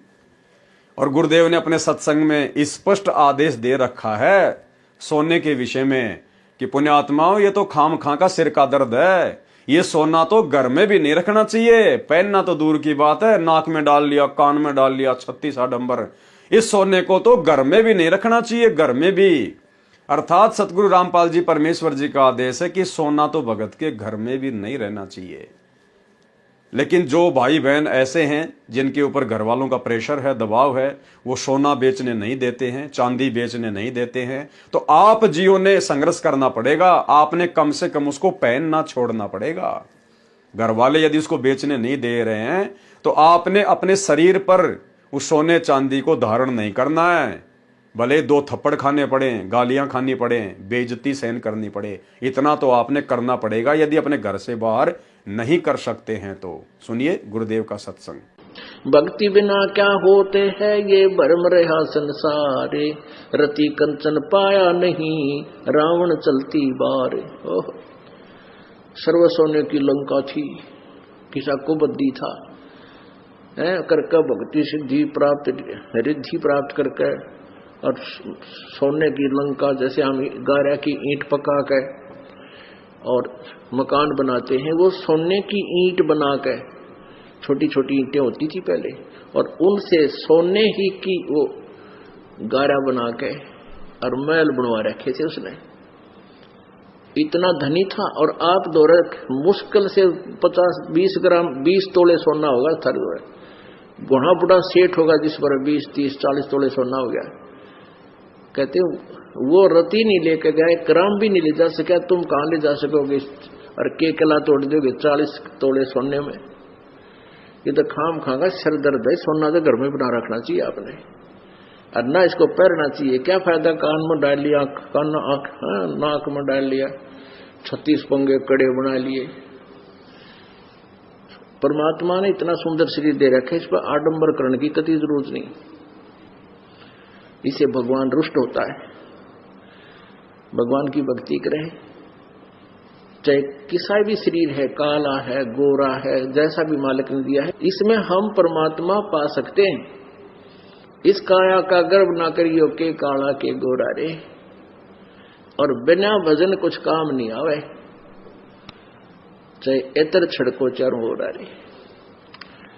तो पुण्यात्मा धीरे धीरे, क्योंकि हम इतने इस सामाजिक माहौल में हम इतने गहरे चले गए कि वहां से वापस आना अपनी पटरी पे हमारे लिए कठिन हो रहा है। हम दलदल में धस गए, लेकिन परमात्मा का सहारा आपको एक क्रेन का काम करेगा। तो भाई और बहनों, अब हमने अपने गुरुदेव की प्रत्येक आज्ञा का पालन करना पड़ेगा। नियम मर्यादा चाहे उन्होंने हमें नाम दीक्षा के समय फार्म पर लिख कर दी हो, या चाहे अपने सत्संगों में गुरुदेव भगवान ने हमें समझाई हो। और गुरुदेव ने तो यहां तक स्पष्ट कर दिया कि पुण्यात्माओं, जैसे जैसे तुम भक्ति मार्ग पर आगे बढ़ोगे, तुम्हें ये हर बातें समझ में आने लग जाएंगी। मर्यादा केवल इतनी नहीं है जो तुम्हारी को प्रथम नाम के समय 11 नियम दे दिए, सतनाम के समय 34 नियम दे दिए। गुरुदेव कहते हैं जैसे जैसे तुम लोग सत्संग सुनते चले जाओगे, तुम्हें जानकारी होती चली जाएगी। और गुरुदेव ने स्पष्ट कर दिया कि कुछ मर्यादा तो तुम्हें फोरम पर लिख कर दे दी है, कुछ मर्यादा जब तुम सत्संग सुनोगे तब पता चलेंगी, और कुछ मर्यादाएं तुम वैसे भी कॉमन सेंस से भी समझने लग जाओगे। तो भाई और बहनों, कॉमन सेंस से समझना और गुरुदेव के सत्संगों में जो सांकेतिक रूप में उनको समझना, ये केवल सत्सेवकों के ऊपर दया हुई है, सत्सेवकों के ऊपर। सुनिए गुरुदेव का सत्संग। तो हमने फाउल नहीं होना। फाउल पॉइंट अब धीरे धीरे आपके समझ में आ जाएंगे, कुछ कथाओं के माध्यम से और कुछ इस फार्म के ऊपर जो लिखे होते हैं, इसमें भी हमने कुछ लिखे हैं, कुछ आप वैसे कॉमन सेंस से भी समझ जाओगे कि ऐसे ऐसे होता है। तो भाई और बहनों, अब हमने इस कलयुग की बिचली पीढ़ी में अपने गुरुदेव भगवान को प्राप्त करना है, यानी उनके साथ हमने सतलोक चलना है, और हमने उनकी हर प्रकार की मर्यादाओं को फॉलो करना है, ना केवल फोरम पर लिख दी गई उन्हीं मर्यादाओं को, सत्संगों में जो संकेत कर दिए परमात्मा ने। और यदि हमारी समझ में बात आ गई, उसी दिन से हमने उसको पत्थर की लकीर समझकर चलना है। और इन सतलोक आश्रमों में तो जो मोटी मोटी मर्यादा गुरुदेव भगवान ने जो प्रथम मंत्र में दे रखी है, इनसे तो वो भी नहीं निभाई जा रही। 90% माता बहनें आज भी इन आश्रमों में आने वाली हार श्रृंगार करके आती हैं, सोने चांदी के आभूषण पहन के आती हैं। रमेणी के समय, शादी के समय हमारी गुरु बहनें सोने चांदी से पीली हो रखी हैं, मेकअप करती हैं। भाई और बहनों, हम क्या संदेशा दे रहे हैं? हम क्या संदेशा दे रहे हैं समाज को? और फिर कहते हैं दहेज मुक्त शादियां। अरे अपने बाप से दहेज लेके वो 3, 4, 5 लाख रुपए का सोना पहन के तो रमेणी कर रही है, शादी कर रही है, फिर कह रही है कि मेरी रमेणी दहेज मुक्त है। अरे आप तो अपने बाप से दहेज ले चुकी हैं, सोने के रूप में, चांदी के रूप में। तो भाई और बहनों, ये दया भी गुरुदेव की आप और हम साथ संगति से जुड़े हुए भगत भाई बहनों के ऊपर ही हुई है। हनुमान जी ने कहा, माता जी, जिस वस्तु में राम नाम अंकित नहीं है वह मेरे किसी काम की नहीं है। मैंने मोती फोड़कर देखे, इनमें राम नाम नहीं निकला, इसलिए मेरे काम की नहीं है। सीता जी ने कहा, क्या तेरे शरीर में राम नाम लिखा है? फिर इस शरीर को किस लिए साथ लिए है? इसको फेंक दे फाड़कर। उसी समय हनुमान जी ने अपना सीना चाक कर दिया, यानी चीर कर दिखाया। उसमें राम राम लिखा था। उसमें श्री रामचंद्र जी का फोटो नहीं था। ये फोटो तो फालतू में वर्तमान के अज्ञानी साधु संत महात्मा मंडलेश्वर शंकराचार्य राम कथावाचक है, जिनको झूठी महिमा अपनी रोजी रोटी के लिए श्री रामचंद्र जी की बनानी है। ये लोग उन फोटोओं में श्री राम और सीता की तस्वीर दिखाते हैं। नहीं, गुरुदेव कह रहे राम राम लिखा था, और वो राम राम वो राम नहीं था जो वहीं पर बैठा हुआ था, सीता का पति ना। वो दशरथ पुत्र श्री रामचंद्र जी तो श्री हनुमान जी से नाराज था। जब सीता के द्वारा दी गई मोतियों की माला हनुमान जी ने फोड़ी, तो अंदर ही अंदर श्री रामचंद्र जी खुश हो रहे थे कि सीता तूने बहुत अच्छा किया, हनुमान जी ने जो किया ये गलत किया। तो भला उस राम का नाम कैसे हनुमान जी के सीने में आ जाएगा? भाई और बहनों, वो आदि राम, सबका राम, राम का भी राम, राम राम शब जगत बखाने, आदि राम कोई बिरला जाना है। वो उस कबीर परमेश्वर सतगुरु रामपाल जी का शक्ति बोधक नाम है, उनका उपमात्मक नाम है राम। इसलिए वहां पर राम लिखा हुआ आया था, ना कि दशरथ पुत्र का नाम। इसको फेंक दे फाड़ कर। उसी समय हनुमान जी ने अपना सीना चाक कर दिखाया, उसमें राम राम लिखा था। हनुमान जी उसी समय अयोध्या त्याग कर वहां से कहीं दूर चले गए, और हनुमान जी उसी समय अयोध्या को छोड़कर श्री राम और सीता की इस हरकत से दुखी होकर कि चलो सीता ने तो कह दिया सो कह दिया, लेकिन जिस श्री रामचंद्र जी के लिए मैंने अपना तन मन धन अपने प्राण न्यौछावर कर दिए, वो श्री रामचंद्र भी चुपचाप मूक दर्शक बन के देख रहा है, अपनी औरत का ही समर्थन कर रहा है। उसी समय हनुमान जी श्री रामचंद्र जी से दुखी होकर, उनके व्यवहार से दुखी होकर और उसी समय मायूस होकर अयोध्या त्याग कर चले गए थे। यह है असली कहानी, असली राम कहानी। दुनिया चले ना श्री राम के बिना, राम जी चले ना हनुमान के बिना। हनुमान जी राम का तो अलग अलग बंटवारा हो गया था उसी समय। हनुमान जी उसी समय अयोध्या त्याग कर वहां से कहीं दूर चले गए। श्री रामचंद्र जी अपनी अयोध्या नगरी की जनता के दुख दर्द जानने के लिए गुप्त रूप से रात्रि के समय वेश बदलकर घूमा करते थे। कुछ वर्ष उपरांत जब राजा रामचंद्र जी रात्रि में अयोध्या की गलियों में विचरण कर रहे थे, एक घर से ऊंची ऊंची आवाज आ रही थी। राजा रामचंद्र जी ने निकट जाकर वार्ता सुनी। एक धोबी की पत्नी झगड़ा करके घर से चली गई थी। वह 2-3 दिन अपने बहन के घर रही, फिर लौट आई। धोबी उसकी पिटाई कर रहा था, कह रहा था कि निकल जा मेरे घर से, तू 2 रात बाहर रहकर आई है, मैं तेरे को घर में नहीं रखूंगा, तू कलंकित है। वह कह रही थी, मुझे सौगंध भगवान की, सौगंध है राजा राम की, मैं पाक साफ हूं, आपने मारा तो मैं गुस्से से अपनी बहन के घर गई थी, मैं निर्दोष हूं। तो धोबी ने क्या कहा? धोबी ने कहा कि मैं दशरथ पुत्र रामचंद्र नहीं हूं जो अपनी कलंकित पत्नी को घर ले आया है, जो वर्षों रावण के साथ रही थी। अयोध्या नगरी के सब लोग लुगाई चर्चा कर रहे हैं, क्या जीना है ऐसे व्यक्ति का जिसकी पत्नी अपवित्र हो गई हो। राजा राम ने धोबी के मुख से यह बात सुनी तो कानों में मानो गरम तेल डाल दिया हो। इसको कहते हैं भाई और बहनों लोक लाज।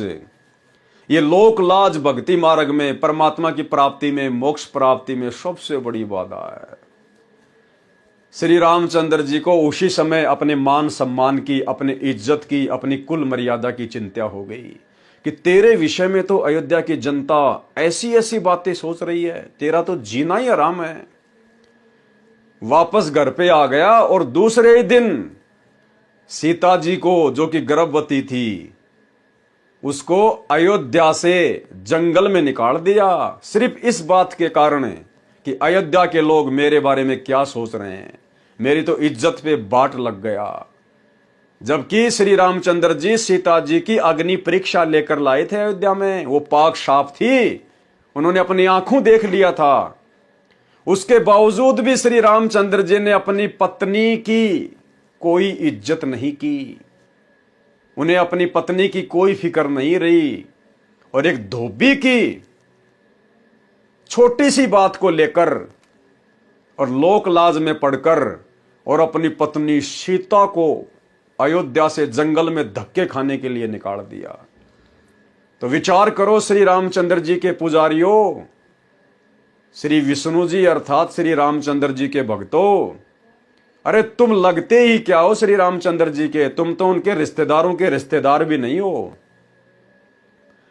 जो अपनी पत्नी को अपनी आंखों से देखने के बाद भी कि ये पाक साफ है, अग्नि परीक्षा में मरी नहीं, जली नहीं, और अपनी धर्म पत्नी को, सीता को, और एक धोबी के कहने से और अयोध्या से बाहर निकाल दिया, उसको त्याग दिया, तो भला वो श्री राम तुम्हें क्यों अपनाएगा, कैसे अपनाएगा? तुम उसके लगते ही क्या हो? ये शिक्षा लेने की बात है, इतिहास से तुम सब जानते हो इस घटना को। इसलिए भाई और बहनों, असली श्री रामचंद्र जी के पैर पकड़ो, असली आदि राम की भक्ति करो, जो वर्तमान में धरती पर संत रामपाल जी के रूप में प्रकट हैं, और एक बार उनकी शरण में आके देखो।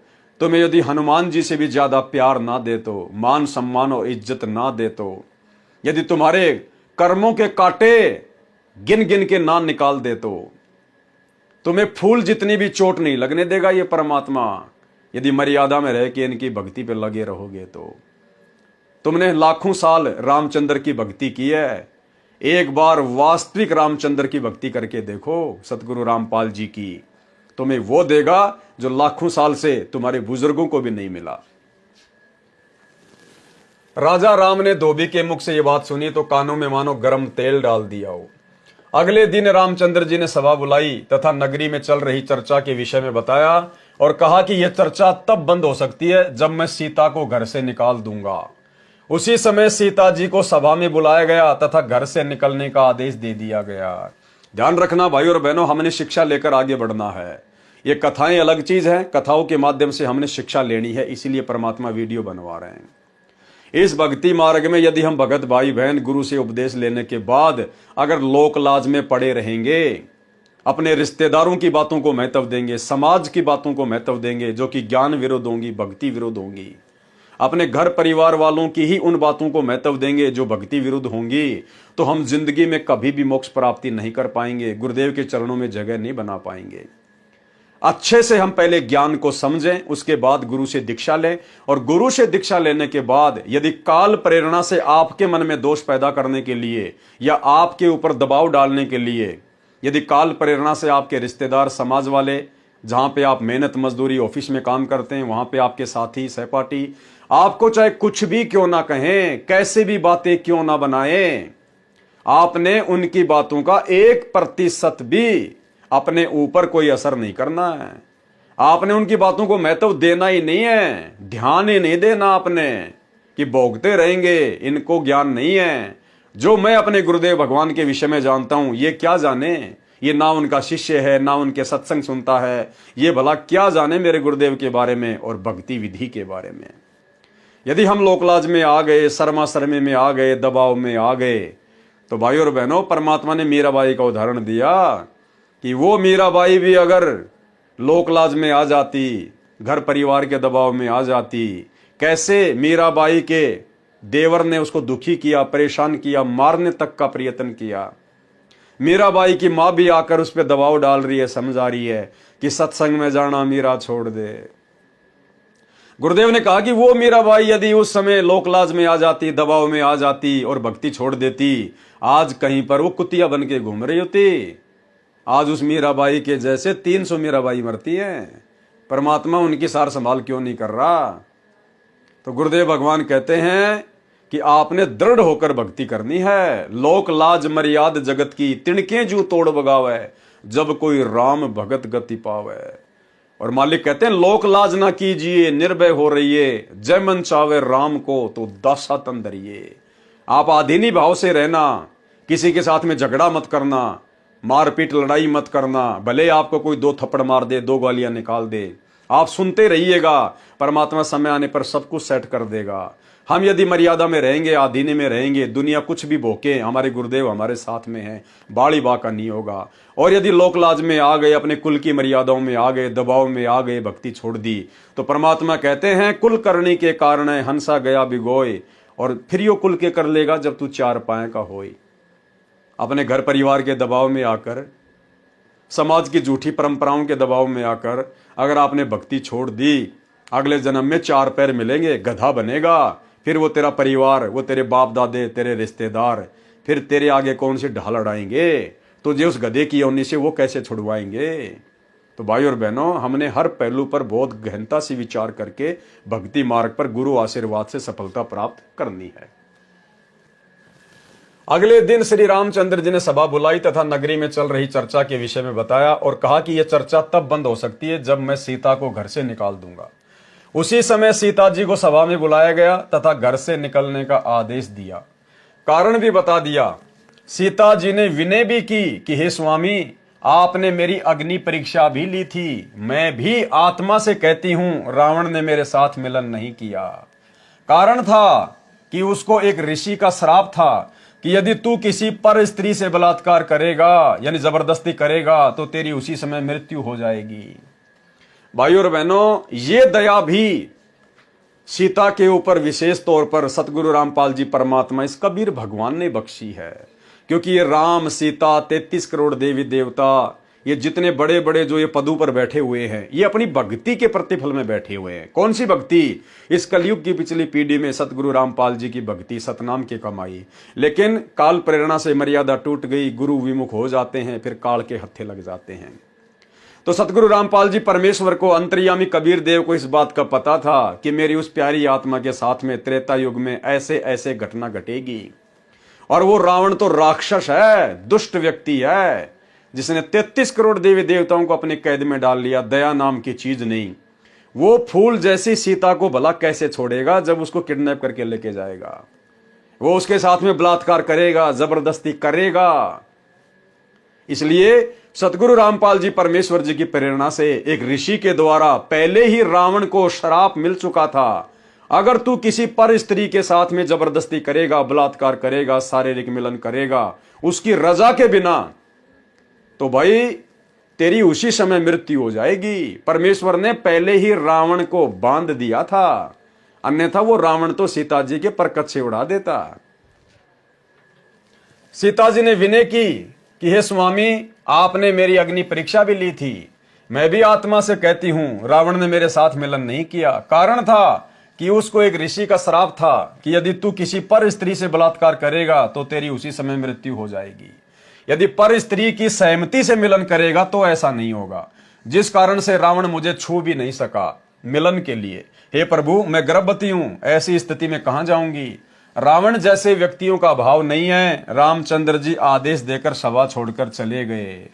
सीता जी के बारंबार इतनी विनती करने के बावजूद भी श्री रामचंद्र जी ने सीता की एक बात नहीं मानी और अपनी धर्म पत्नी को अनदेखा करके सभा छोड़ के चले गए।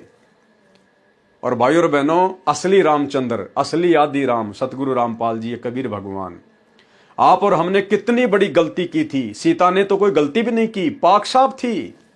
आप और हम तो सतलोक में अपने बाप से धोखा करके आए थे, उनके साथ में धोखा करके, और यहां आने के बाद भी उन्होंने करोड़ों बार अपनी शरण में लिया, हमें उपदेश दिया, अपना भगत बनाया, शिष्य बनाया, शिष्या बनाई।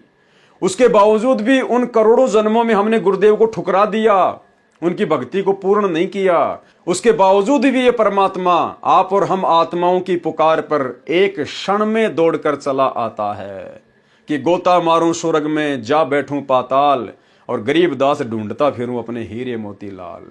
पहुंचूंगा क्षण एक में जन अपने के काज, और हिरणा कुश उदर उदारिया, नरसिंह जू धर लूं साज।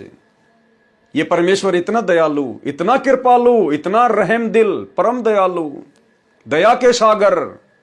और श्री रामचंद्र जी, जिनको दुनिया भगवान मान के पूज रही है, अपनी निष्पाप निष्कलंकित पत्नी की तरफ उन्होंने मुड़कर भी नहीं देखा, आदेश कर दिया कि अयोध्या से बाहर हो जा। तो सोचिए भाई और बहनों, कौन राम और कौन आदि राम। रात और दिन का अंतर है, रात और दिन का। रावण जैसे व्यक्तियों का अभाव नहीं है। रामचंद्र जी आदेश देकर सभा छोड़कर चले गए और कहते हुए गए कि मैं निंदा का पात्र नहीं बनना चाहता, मेरे कुल को दाग लगेगा। सीता जी को धरती भी पैरों से खिसकती नजर आई, आसमान में अंधेरा छाया दिखाई दिया, संसार में कुछ दिनों का जीवन शेष लगा। सीता अयोध्या छोड़कर चल पड़ी, मुड़ मुड़ कर अपने राम को तथा उनके महलों को देखने की कोशिश करती रही, और दूर जंगल में जाकर ऋषि वाल्मीकि जी की कुटिया के निकट थक कर गिर गई, अचेत हो गई। ऋषि वाल्मीकि स्नान करने के लिए आश्रम से निकले, सामने एक युवती गर्भा अवस्था में अचेत पड़ी देखकर निकट गए, अपने आश्रम से औषधि लाए, सीता जी के मुख में डाली। गर्मी का मौसम था, ठंडे जल के छींटे मुख पर मारे।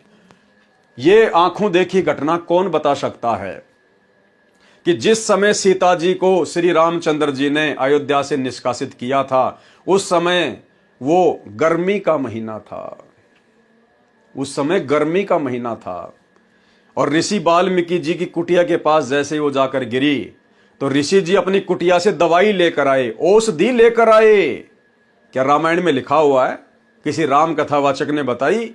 ये गुप्त बातें हैं जो केवल परमेश्वर ही बता सकते हैं, आप और हमारे विश्वास को दृढ़ करने के लिए कि जो महापुरुष कबीर सागर के सरलार्थ को लिख रहा है वो स्वयं आदि पुरुष है, अनादि पुरुष है, कबीर परमेश्वर है। ऋषि वाल्मीकि स्नान करने के लिए आश्रम से निकले, सामने एक युवती को गर्भावस्था में अचेत पड़ी देखकर निकट गए, अपने आश्रम से औषधि लाए, सीता जी के मुख में डाली। गर्मी का मौसम था, क्या कह रहे हैं गुरुदेव? गर्मी का मौसम था, ठंडे जल के छींटे मुख पर मारे। उसी समय सीता जी सचेत होकर बैठ गई। ऋषि ने नाम और गांव पूछा तो बताया कि नीचे पृथ्वी है, ऊपर आसमान है, आगे कुछ भी बताने से इनकार कर दिया। ऋषि दयावान होते हैं, कहा बेटी संसार तो स्वार्थ का है, धन्यवाद कर परमात्मा का, तू मेरे आश्रम में आ गई। यानी ऋषि वाल्मीकि जी की कुटिया के पास जाकर अचेत होकर गिरना, यह भी सीता के ऊपर गुरुदेव सतगुरु रामपाल जी भगवान का एक रहम था, क्योंकि वो परमेश्वर की आत्मा थी, परमेश्वर ने उसको संभाल के रखना था। बेटी मुझे अपना पिता मान और मेरे पास रह। सीता जी ऋषि वाल्मीकि जी के आश्रम में रहने लगी। ऋषि ने भी बात आगे नहीं बढ़ाई। परमेश्वर कबीर जी जो त्रेता युग में ऋषि मुनिंदर जी के रूप में लीला करने आए थे, हनुमान जी से मिले। सतसाहे बोला, हनुमान जी ने राम राम कहा तथा खड़ा होकर ऋषि जी का सत्कार किया तथा एक पत्थर पर स्वयं बैठ गए, दूसरे पर ऋषि को बैठने के लिए आग्रह किया। दोनों ने स्थान ग्रहण कर लिया। हनुमान जी ऋषि जी को पहचानने की कोशिश करने लगे। ऋषि जी ने कहा, क्या सोच रहे हो हनुमान, मैं वही ऋषि हूं। मेरे आश्रम में वानर ने सीता जी का कंगन घड़े में डाला था, उसमें अन्य कंगन भी वैसे ही थे। हे हनुमान, वह कंगन कैसा रहा? हनुमान जी को पहचानते देर नहीं लगी और ऋषि जी को प्रणाम फिर किया। हे ऋषि जी, आपका कैसे आना हुआ? परमेश्वर कबीर जी जो कि उस समय मुनिंदर ऋषि के रूप में थे, उन्होंने कहा, हे पवन पुत्र, मैं आपको भक्ति ज्ञान कराने आया हूं। आप जिस दशरथ पुत्र रामचंद्र की पूजा पूर्ण परमात्मा मानकर कर रहे हो, आप धोखे में हो। जो जन्मता मरता है वह पूर्ण परमात्मा नहीं हो सकता। क्या कह रहे हैं गुरुदेव भाई और बहनों? जो जन्मता मरता है वह पूर्ण परमात्मा नहीं हो सकते। और आज सतलोक आश्रमों से जुड़ी हुई 90% संगत संत रामपाल जी को जन्म और मरण में ही मानती है।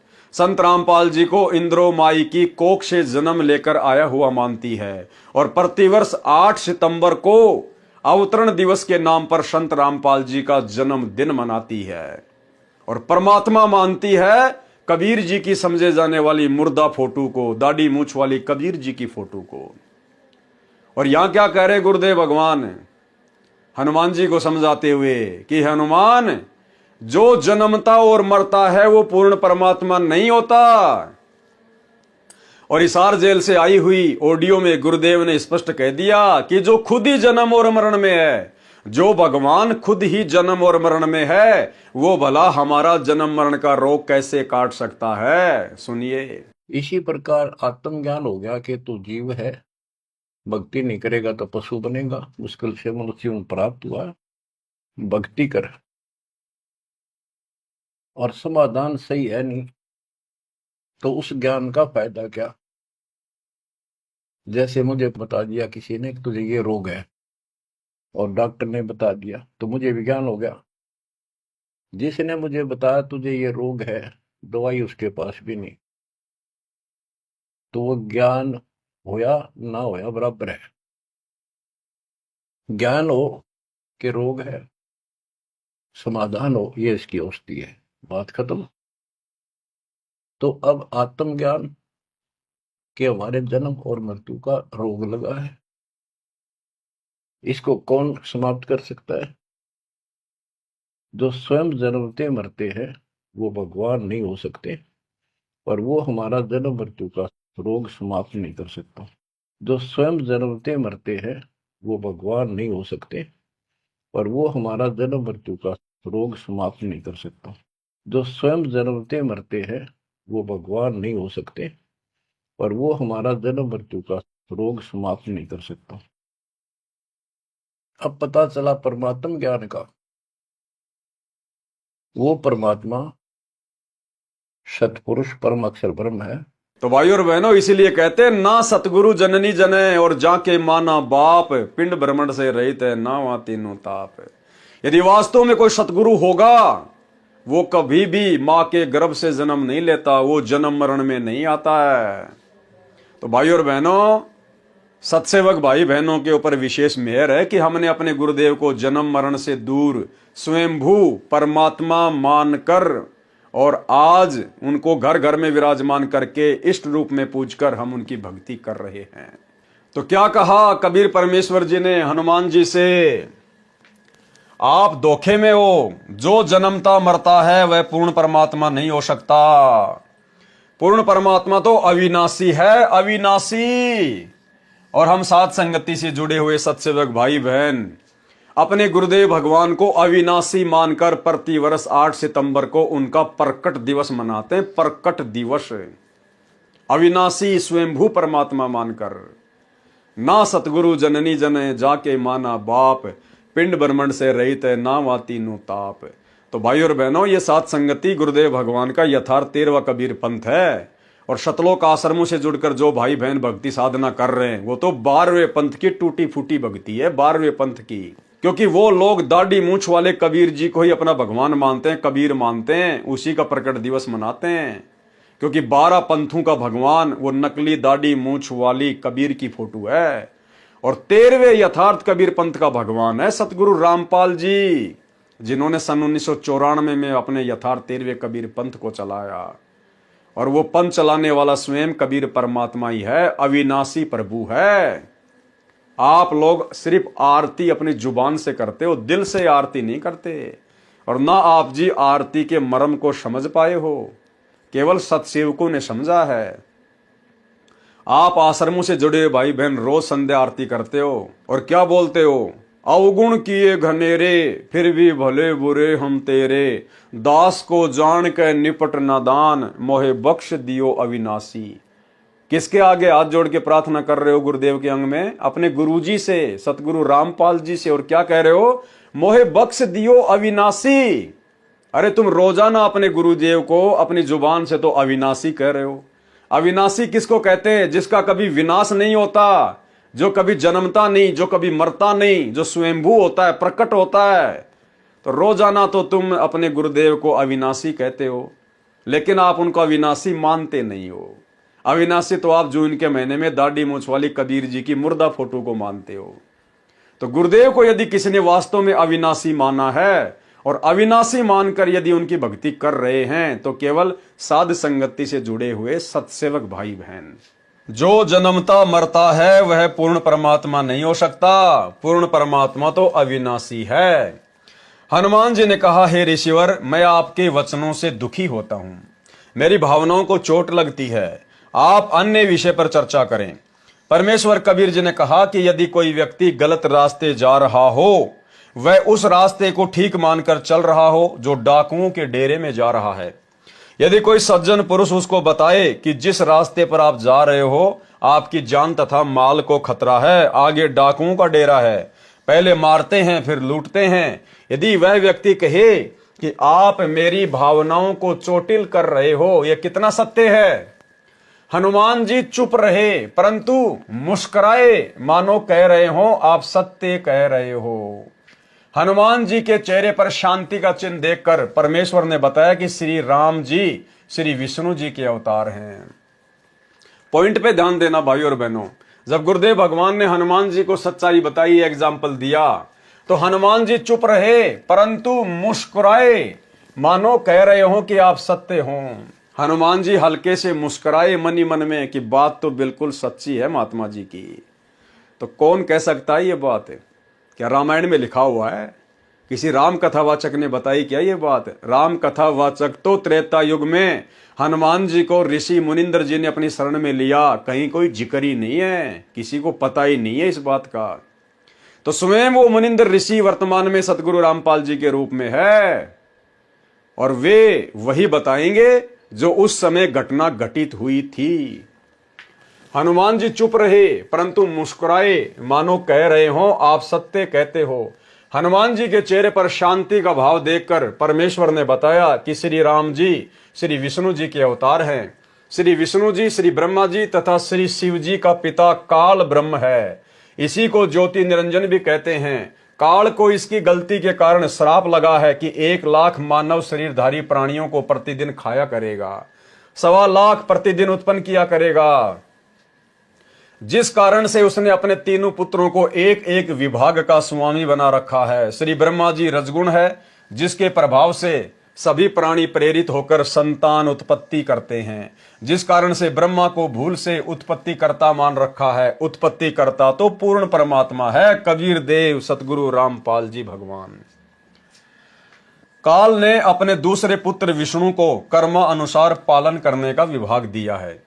विष्णु सतगुण है, काल ने तीसरे पुत्र शिव तमगुण को इन 1,00,000 मानव शरीरधारी जीवों को मारकर उसके पास भेजने का विभाग दे रखा है। वह स्वयं अव्यक्त है। कौन? काल। वह स्वयं गुप्त रहता है। आप देख रहे हो, यहां कोई भी जीव अमर नहीं है। देवता भी मरते हैं, ब्रह्मा विष्णु शिव भी जन्मते मरते हैं। जो पूरी आयु जीते हैं, वृद्धा अवस्था भी सब में आती है। एक लोक ऐसा है जहां पर वृद्धा अवस्था तथा मरण नहीं है। यानी परमात्मा हनुमान जी को समझा रहे हैं कि एक लोक ऐसा है जहां पर वृद्धा अवस्था अर्थात बुढ़ापा तथा मरण नहीं है। वहां कोई रावण किसी की पत्नी का अपहरण नहीं करता। आपकी आंखों के सामने लंका में हुए राम रावण युद्ध में कितने व्यक्ति तथा अन्य प्राणी मारे गए। एक सीता को छुड़ाने के लिए आपने श्री रामचंद्र जी के लिए अपने प्राणों की बाजी लगाकर लंका को जलाया। रावण का भाई अहि रावण जो पाताल का राजा था, वह राम तथा लक्ष्मण का अपहरण करके ले गया। उनकी बलि देने वाला था। आप वहां गए और उन दोनों को जीवित लाए। आप ही बताएं, वे परमात्मा है? भाई और बहनों, गहरी बात है, गहरी बात। हमें केवल शिक्षा लेनी है, अपने विश्वास को दृढ़ करना है। इस काल तक की नीचे की जितनी भी शक्तियां हैं और ये काल, इन सब से हमने अपनी आस्था को पूरी तरह से हटाना है। कितनी महत्वपूर्ण बात गुरुदेव ने मुनिंद्र ऋषि के रूप में हनुमान जी को बताई। क्या कहा कि आप जिस श्री रामचंद्र जी को भगवान मान रहे हैं, परमात्मा मान रहे हैं, सर्वश्रेष्ठ मान रहे हैं ना, कहते हैं ध्यान दो इस बात पे। श्री रामचंद्र जी के लिए आपने प्राणों की बाजी लगाकर लंका को जलाया। रावण का भाई अहि रावण जो पाताल का राजा था, वह राम तथा लक्ष्मण का अपहरण करके ले गया। अहि रावण, रावण का भाई जो पाताल लोक का राजा था, और वो लक्ष्मण और राम को बंधक बना के दोनों को किडनैप करके पाताल लोक में ले गया और उनकी बलि देने वाला था। उसी समय आप हनुमान वहां पहुंच गए और उन दोनों को छुड़वा कर लाए। आपने फिर अहि रावण को मारा। अब बताइए, क्या श्री रामचंद्र जी भगवान हो सकते हैं? यानी गुरुदेव हनुमान जी को समझा रहे हैं और आप और हमने दूसरे तरीके से समझना है। हनुमान जी को तो ये समझा रहे हैं कि भाई तू खुद राम और लक्ष्मण को अहि रावण की कैद से छुड़वा के लाया, तो सोच क्या वो परमात्मा हो सकता है क्या, जो खुद बंधन मुक्त नहीं हो पाया अहि रावण की कैद से, और तू हनुमान उसको जाके छुड़वा के ले आया? तो बड़ा कौन हुआ? वो तेरा श्री राम हुआ या फिर हनुमान तू हुआ, जिसने भगवान के भी बंधन काट दिए, जिसने भगवान को भी बचाया? अरे भगवान तो भगत को बचाया करता है, और हनुमान तू तो भगत है और तू भगवान को बचा रहा है। तो सोच, वो श्री रामचंद्र जी भगवान हो सकता क्या जिसको तू भगवान मान के पूज रहा है? हनुमान की आंखें खुल गई। और आप और हमारे लिए सबसे बड़ा पॉइंट ये है भाई और बहनों कि उस समय वो हनुमान नहीं गया था श्री राम और श्री लक्ष्मण को छुड़वाने के लिए। उस समय श्री रामचंद्र जी को और लक्ष्मण को छुड़वाने के लिए हनुमान जी का रूप बनाकर सतगुरु रामपाल जी परमेश्वर गए थे। ये कबीर भगवान गया था। विचार करने की बात है। श्री रामचंद्र जी तो भगवान और हनुमान जी उसके भगत। अरे तो भगत ज्यादा शक्तिशाली होता है या भगवान ज्यादा शक्तिशाली होता है? जब श्री राम और लक्ष्मण, श्री राम तो विष्णु का अवतार, लक्ष्मण जी शेषनाग के अवतार, जब वो दोनों अपने आप को रावण के भाई अहि रावण की कैद से पाताल लोक से मुक्त नहीं करवा पा रहे थे और उनकी बलि चढ़ने वाली थी, तो भला एक भगत हनुमान जी भला कैसे भगवान को छुड़वा के लेके आ जाएगा? फिर तो भगवान से बड़ा हनुमान हो गया, भगत बड़ा हो गया फिर तो भाइयों और बहनों, अहि रावण की कैद से श्री राम और लक्ष्मण को हनुमान का रूप बनाकर समर्थ शक्ति आदि राम कबीर परमेश्वर सतगुरु रामपाल जी ने छुड़वाया। क्योंकि करे करावे साइया मन में लहर उठा, दादू सिर दर जीव के आप बगल हो जा। और आप और हमें और अधिक कैसे विश्वास हो? आप और हम भाई बहन प्रतिदिन रोजाना असुर निकंदन रमेणी करते हैं, असुर निकंदन रमेणी। और इस रमेणी में गुरुदेव ने क्या बताया कि 33 करोड़ देवी देवताओं की और काल की जो मुख्य शक्तियां हैं उनकी महिमा है, लेकिन ये उनकी वास्तविक महिमा नहीं है। इस महिमा के पीछे हाथ कबीर देव का है, कबीर परमात्मा का है। केवल इनको तो फोकट में खुश किया जा रहा है देवी देवताओं को। और इस रमेणी में श्री ब्रह्मा विष्णु महेश के द्वारा जितने भी महान कार्य किए गए हैं, उन महान कार्यों के पीछे जिस शक्ति का हाथ है वो है कबीर देव सतगुरु रामपाल जी। और क्या कह रहे हैं परमात्मा, रावण महिरावण से मारे, महिरावण या फिर अहिरावण दोनों एक ही हैं। रावण महिरावण से मारे और सेतु बांध से ना दल तारे, जरा सिंध और बाली खपाए, कंस केश चानोर हराए। तो रावण को भाई और बहनों किसने मारा सूक्ष्म रूप में? सतगुरु रामपाल जी ने, कबीर परमेश्वर ने। तो रावण के छोटे भाई को फिर कौन मारेगा? महिरावण को कौन मारेगा? वही सतगुरु रामपाल जी भगवान। सेतु बांध से ना दल तारे, रामचंद्र जी का पुलिया किसने बनवाया? कबीर परमेश्वर सतगुरु रामपाल जी ने। तो गुरुदेव स्पष्ट कर रहे रमेणी में कि रावण महिरावण से मारे, सेतु बांध से ना दल तारे, यानी सर्व कार्य हमारे गुरुदेव भगवान ने किए।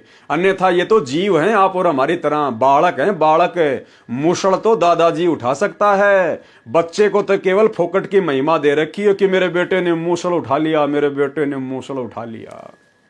तो सारे काम हमारे गुरुदेव भगवान ने किए। इन सभी देवी देवताओं के, ब्रह्मा विष्णु महेश के, दुनिया में जो भी आप बड़ी बड़ी लीलाएं देखते हैं देवी देवताओं की, उन सब के पीछे हाथ हमारे गुरुदेव भगवान का, कबीर परमात्मा का। इसलिए हमारे गुरुदेव भगवान की महिमा नहीं की जा सकती। हमारे पास में शब्द नहीं है इनकी महिमा के लिए।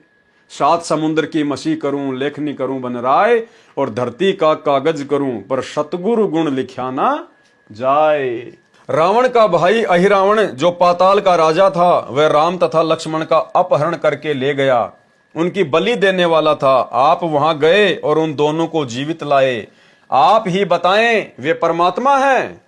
जिस समय नाग फांस शस्त्र के छोड़ने से सर्पों ने श्री राम तथा आप तथा सर्व सेना व लक्ष्मण तक बांध दिया था, सर्प आप सबको जकड़े हुए थे, आप सब विवश थे। अब बताओ, अब हनुमान जी लक्ष्मण और रावण को पाताल से छुड़वा के कैसे ले आएगा? हनुमान जी भी असमर्थ है।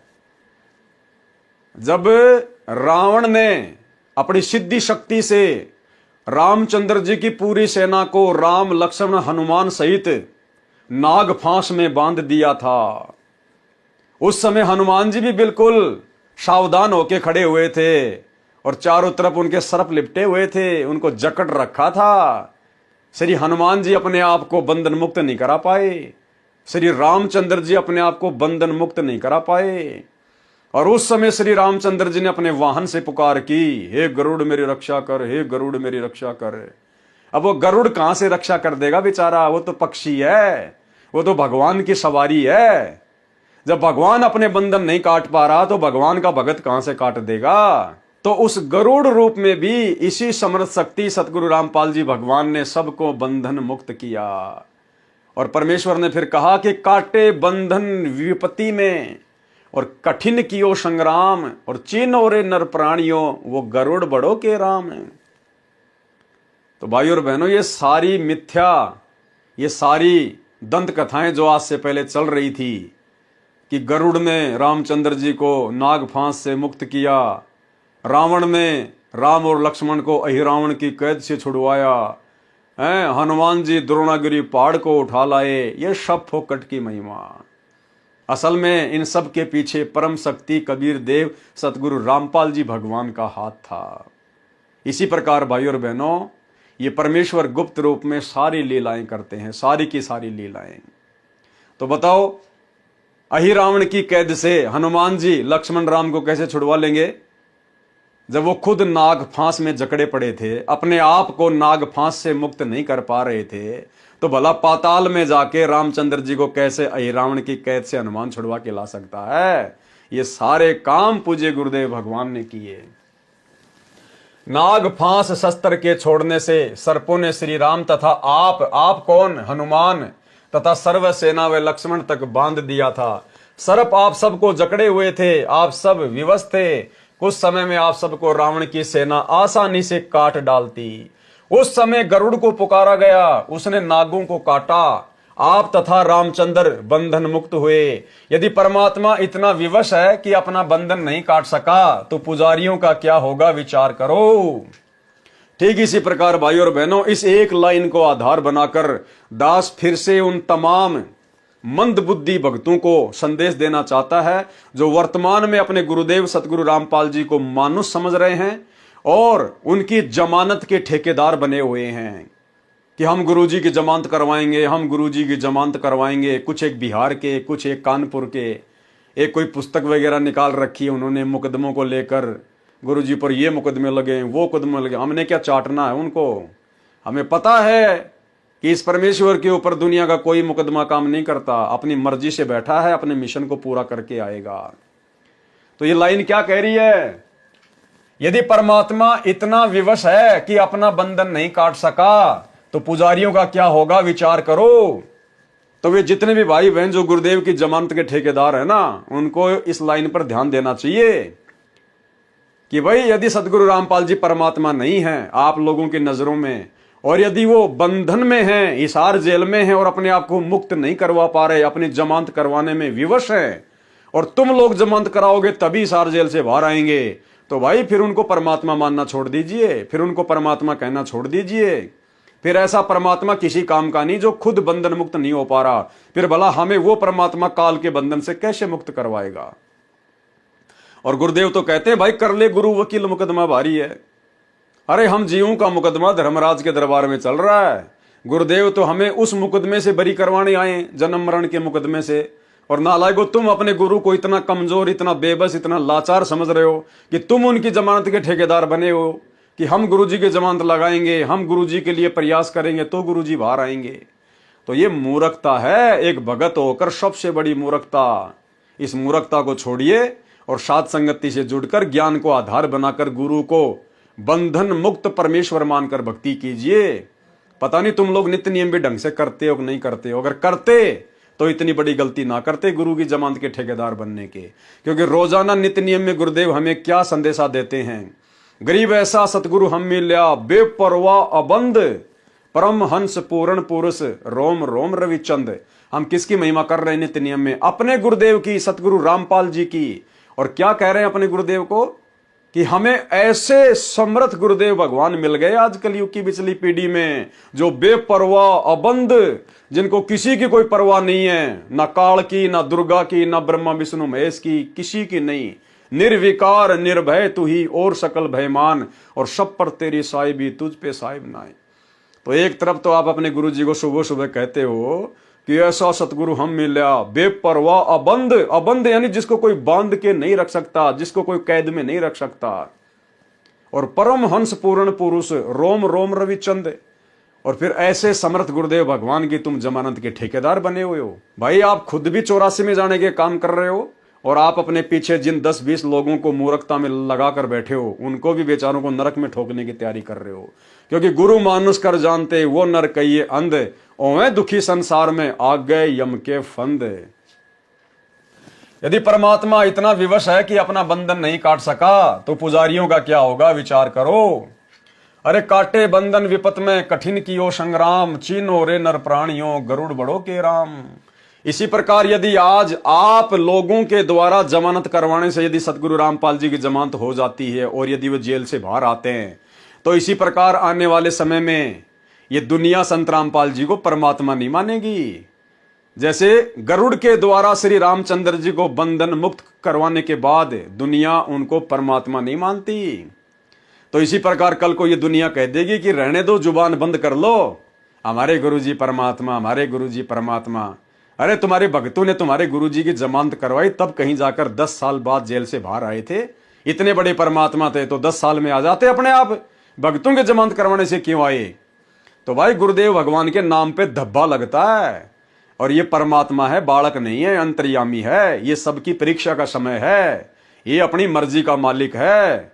अपने मिशन में जो गंदगी फैल गई थी उसको निकालने के लिए गया है, और मिशन को साफ सुथरा करके अपनी लीला पूरी करके अपनी मर्जी से आएगा। ये किसी का गुलाम नहीं है, ये इसकी लीला है जो वर्तमान में तुम्हें समझ में नहीं आ रही है।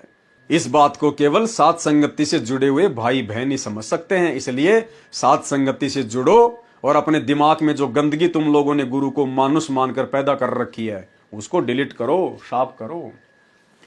काटे बंधन विपत में कठिन कियो संग्राम, चीनो रे नर प्राणियों गरुड़ बड़ो के राम।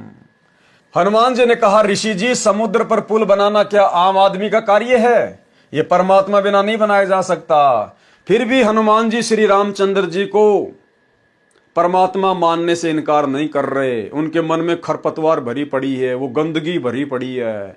और परमात्मा से क्या सवाल किया कि ऋषि जी इतने बड़े समुद्र के ऊपर पुल बनाना क्या कोई एक आम व्यक्ति का काम है क्या? परमात्मा के बिना कौन बना सकता है? तो गुरुदेव ने क्या कहा, समुद्र पाटी लंका गयो सीता को भरतार, अगस्त ऋषि सातु पी गए इनमें कौन करतार। यदि आप समुद्र के ऊपर सेतु बनाने से श्री रामचंद्र जी को परमात्मा मानते हो तो अगस्त ऋषि ने सातु समुद्रों को पी लिया था, इनमें कौन परमात्मा है भाई?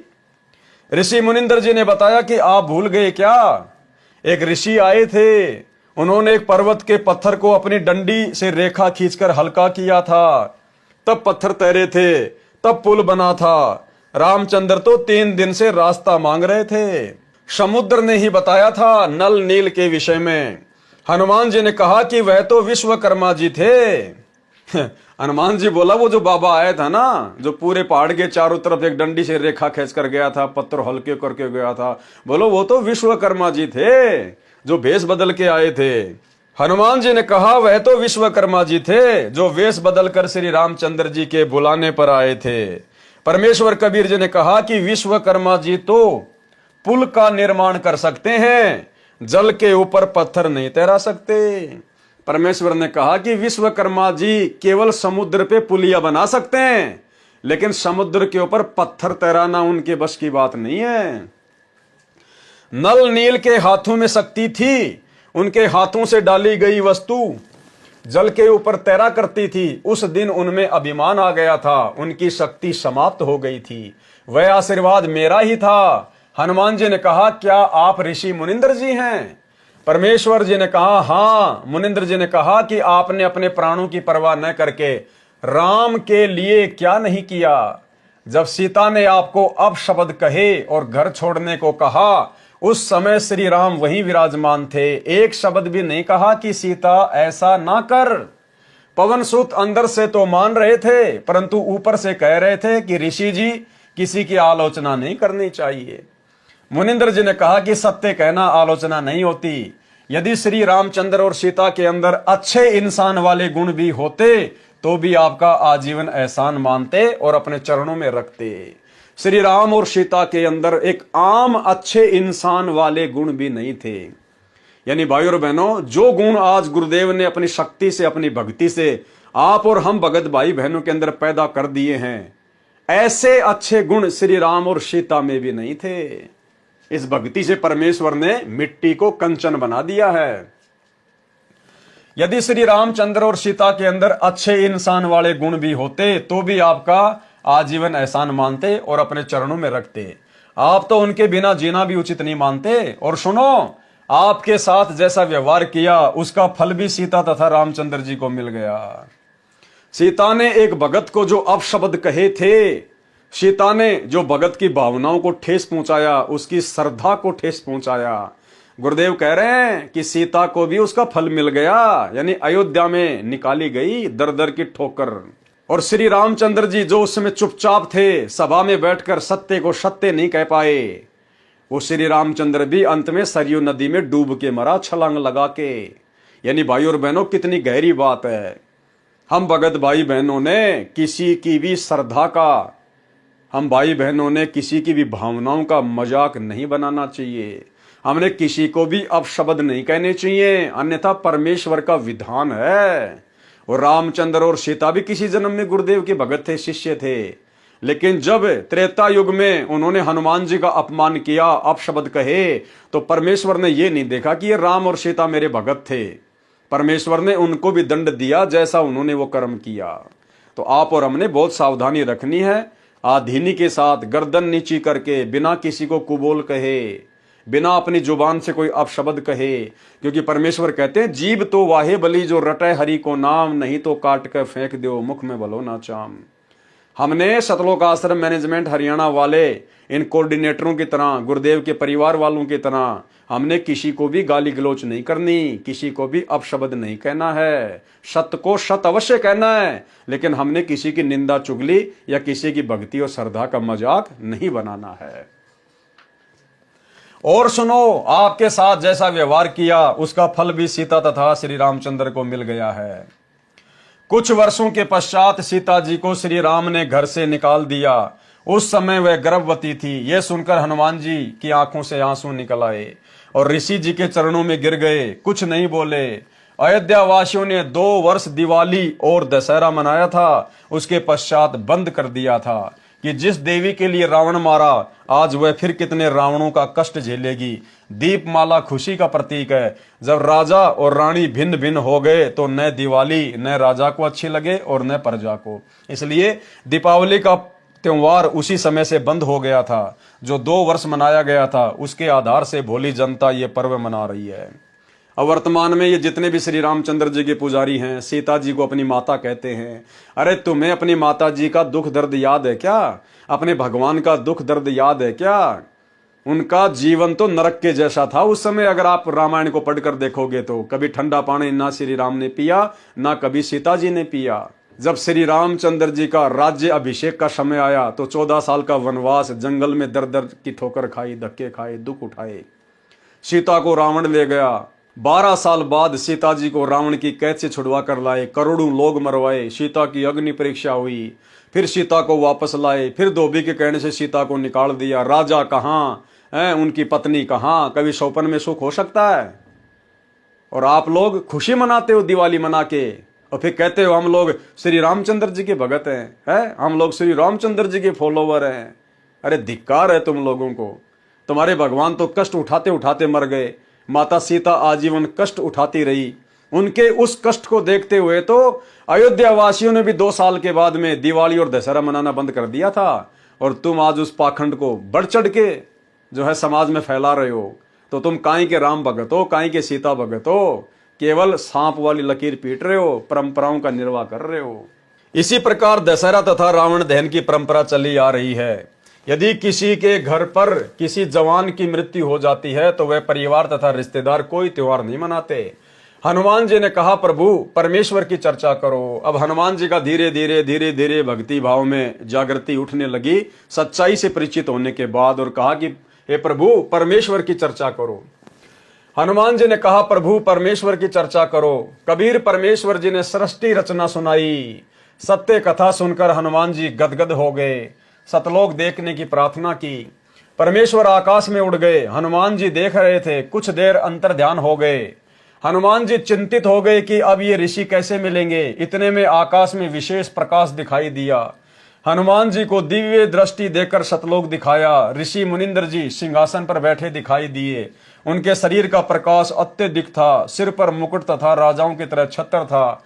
कुछ देर वह दृश्य दिखाकर दिव्य दृष्टि समाप्त कर दी।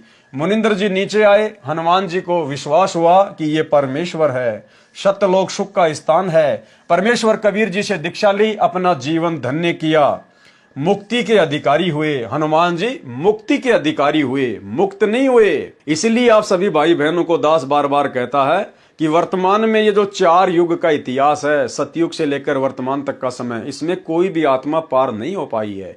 पार होने का समय तो ये कलयुग की बिचली पीढ़ी है, वर्तमान समय है। अब परमेश्वर उन सभी आत्माओं को दोबारा से जन्म देगा जिन आत्माओं को गुरुदेव ने सतयुग त्रेता द्वापर में अपनी शरण में लिया था।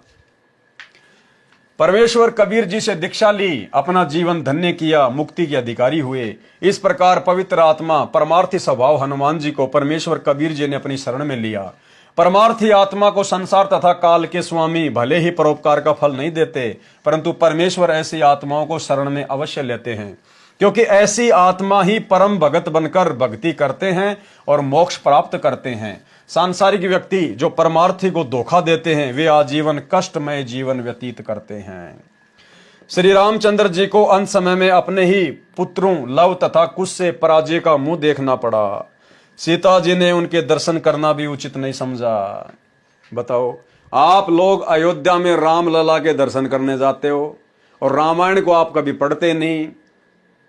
सीता को जब अयोध्या से निकाल दिया गया था, उन्होंने श्री रामचंद्र जी का मुंह देखना भी अच्छा नहीं समझा। मुंह देखना भी, इतनी नफरत हो गई थी उनको श्री रामचंद्र जी से कि इसके अंदर तो एक आम सांसारी व्यक्ति की तरह अच्छे लक्षण भी नहीं है।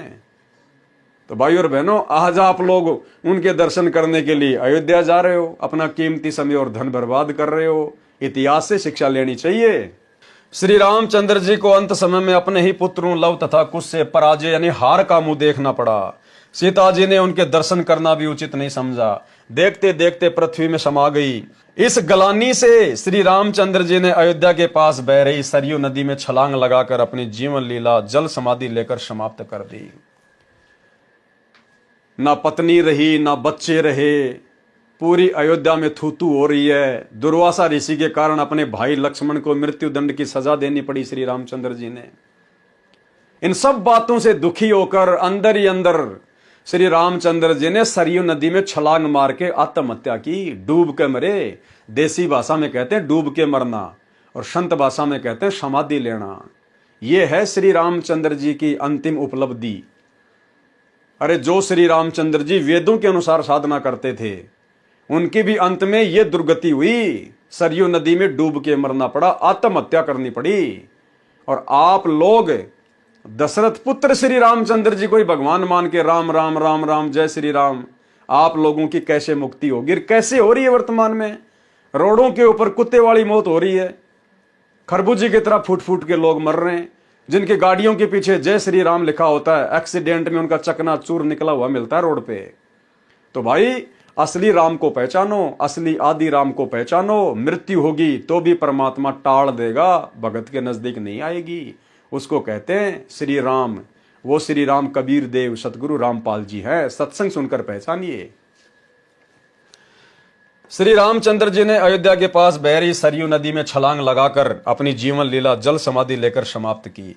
परमार्थी हनुमान जी को निस्वार्थ दुखियों की सहायता करने का फल मिला।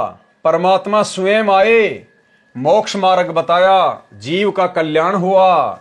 हनुमान जी फिर मानव जीवन प्राप्त करेंगे तथा परमेश्वर कबीर जी उनको शरण में लेकर मुक्त करेंगे। उस आत्मा में सत्य भक्ति बीज डल चुका है। अब क्या होगा? हनुमान जी का तो फिर से मनुष्य जन्म होगा। हो सकता है परमात्मा इस कलयुग की बिचली पीढ़ी में दया कर दें या फिर कर दी हो। वो हनुमान, जिस हनुमान को भगवान मान के दुनिया पूज रही है, वो हनुमान जी वर्तमान में सतगुरु रामपाल जी को अगर इस समय गुरु जी उनको जन्म देंगे तो संत रामपाल जी को भगवान मान के पूजेगा। और आप लोग अपनी अज्ञानता में, आध्यात्मिक नादानी में, शास्त्रों की नासमझी में उस हनुमान जी को ही भगवान मान के पूज रहे हो। अरे हनुमान जी की तो वैसे भी पूजा नहीं करनी चाहिए, क्योंकि वो तो एक भगत था। हनुमान जी तो खुद भक्ति किया करता था श्री रामचंद्र जी की, और तुम उस भगत को ही पूज रहे हो। तो ये सबसे बड़ी मूर्खता है, नादानी है। भाई और बहनों, जिस समझ के लिए परमेश्वर ने आज वर्तमान में आप और हम अरबों इंसानों को जो मनुष्य जन्म दिया है, वो केवल मोक्ष प्राप्ति के लिए दिया है। शास्त्रों को समझकर, ज्ञान को समझकर, सच्चे गुरु की पहचान करके भक्ति करने के लिए दिया है। अभी मौका है, जब तक सतगुरु रामपाल जी के चरण कमल धरती पर हैं। भाई और बहनों, सत्संग सुन के अपना आत्म कल्याण करवा लीजिए, अन्यथा उसके बाद में दुर्गति होगी, दुर्दशा होगी। धरती पर कोई बचाने वाला नहीं मिलेगा। 2028 युग परिवर्तन का समय है। प्रकृति तांडव मचाएगी, हर प्रकार से प्राणियों को दुखी करेगी। त्राईमाम मचेगा। कारण चाहे युद्ध हो, महायुद्ध हो, गृह युद्ध हो, बाढ़ हो, भूकंप हो, अनावृष्टि, अतिवृष्टि, सूखा, अकाल, महामारियां, कुछ भी त्राईमाम मचेगा इस पृथ्वी पर। दाने दाने को लोग तरसेंगे। तब कहीं जाकर दुनिया को इसार जेल में बैठे हुए संत रामपाल जी में पूर्ण परमात्मा के दर्शन होंगे। ये कार्य वैसे संभव नहीं है। तो भाई और बहनों, समय रहते समझ जाओ उस युग परिवर्तन के समय में अपनी कमर तुड़वाने से बच जाओ। अगर शरण में आ जाओगे, परमेश्वर आपकी भी रक्षा करेगा, आपके परिवार की भी रक्षा करेगा। अन्यथा आने वाले समय में अंधकार ही अंधकार है, दुर्गति ही दुर्गति है। तो हनुमान जी को परमात्मा फिर से जन्म देंगे, हनुमान जी को फिर से मानव जन्म मिलेगा, या तो वर्तमान समय में या फिर किसी अन्य युग में, जब भी परमात्मा की दया होगी, मेहर होगी। लेकिन आप और हमारे ऊपर मेहर हो चुकी है, दया हो चुकी है। आप और हम आत्माएं उस हनुमान जी से भी लाखों गुना उत्तम आत्मा है, जो परमेश्वर ने सारी प्रोसीजर को पार करवा कर, यानी आप और हम ना जाने कितनी बार हनुमान बन चुके हैं, कितनी बार श्री राम बन चुके हैं, कितनी बार ब्रह्मा विष्णु महेश बन चुके हैं।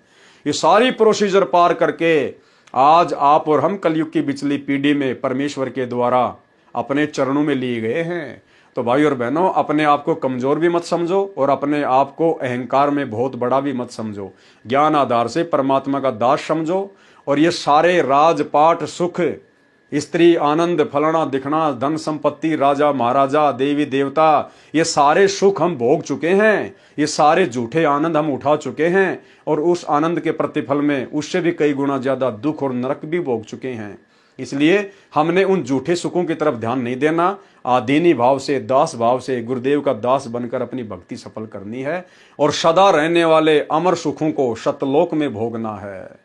तो भाई और बहनों, गुरुदेव भगवान की बहुत बड़ी रजा, बहुत बड़ी मेहर, जो परमेश्वर ने अपने कर कमल से लिखित पुस्तकों के ऊपर वीडियो बनाने की सत प्रेरणा अपने बच्चों को दी है। आज हमारा विश्वास गुरुदेव के आशीर्वाद से दृढ़ होता जा रहा है और यही दृढ़ता एक दिन हमें सतलोक का अधिकारी बनाएगी। तो आज के वीडियो में केवल इतना ही। कल रात्रि 8 बजे कबीर सागर के सरलार्थ के ऊपर एक नई वीडियो के साथ सभी भाई बहन फिर से दास के Facebook page Pawan Das is live के ऊपर लाइव जुड़िए। तब तक गुरुदेव भगवान हम सबको आज्ञा दें, इजाजत दें, अपना आशीर्वाद दें। बंदी छोड़ सतगुरु रामपाल जी भगवान की जय हो।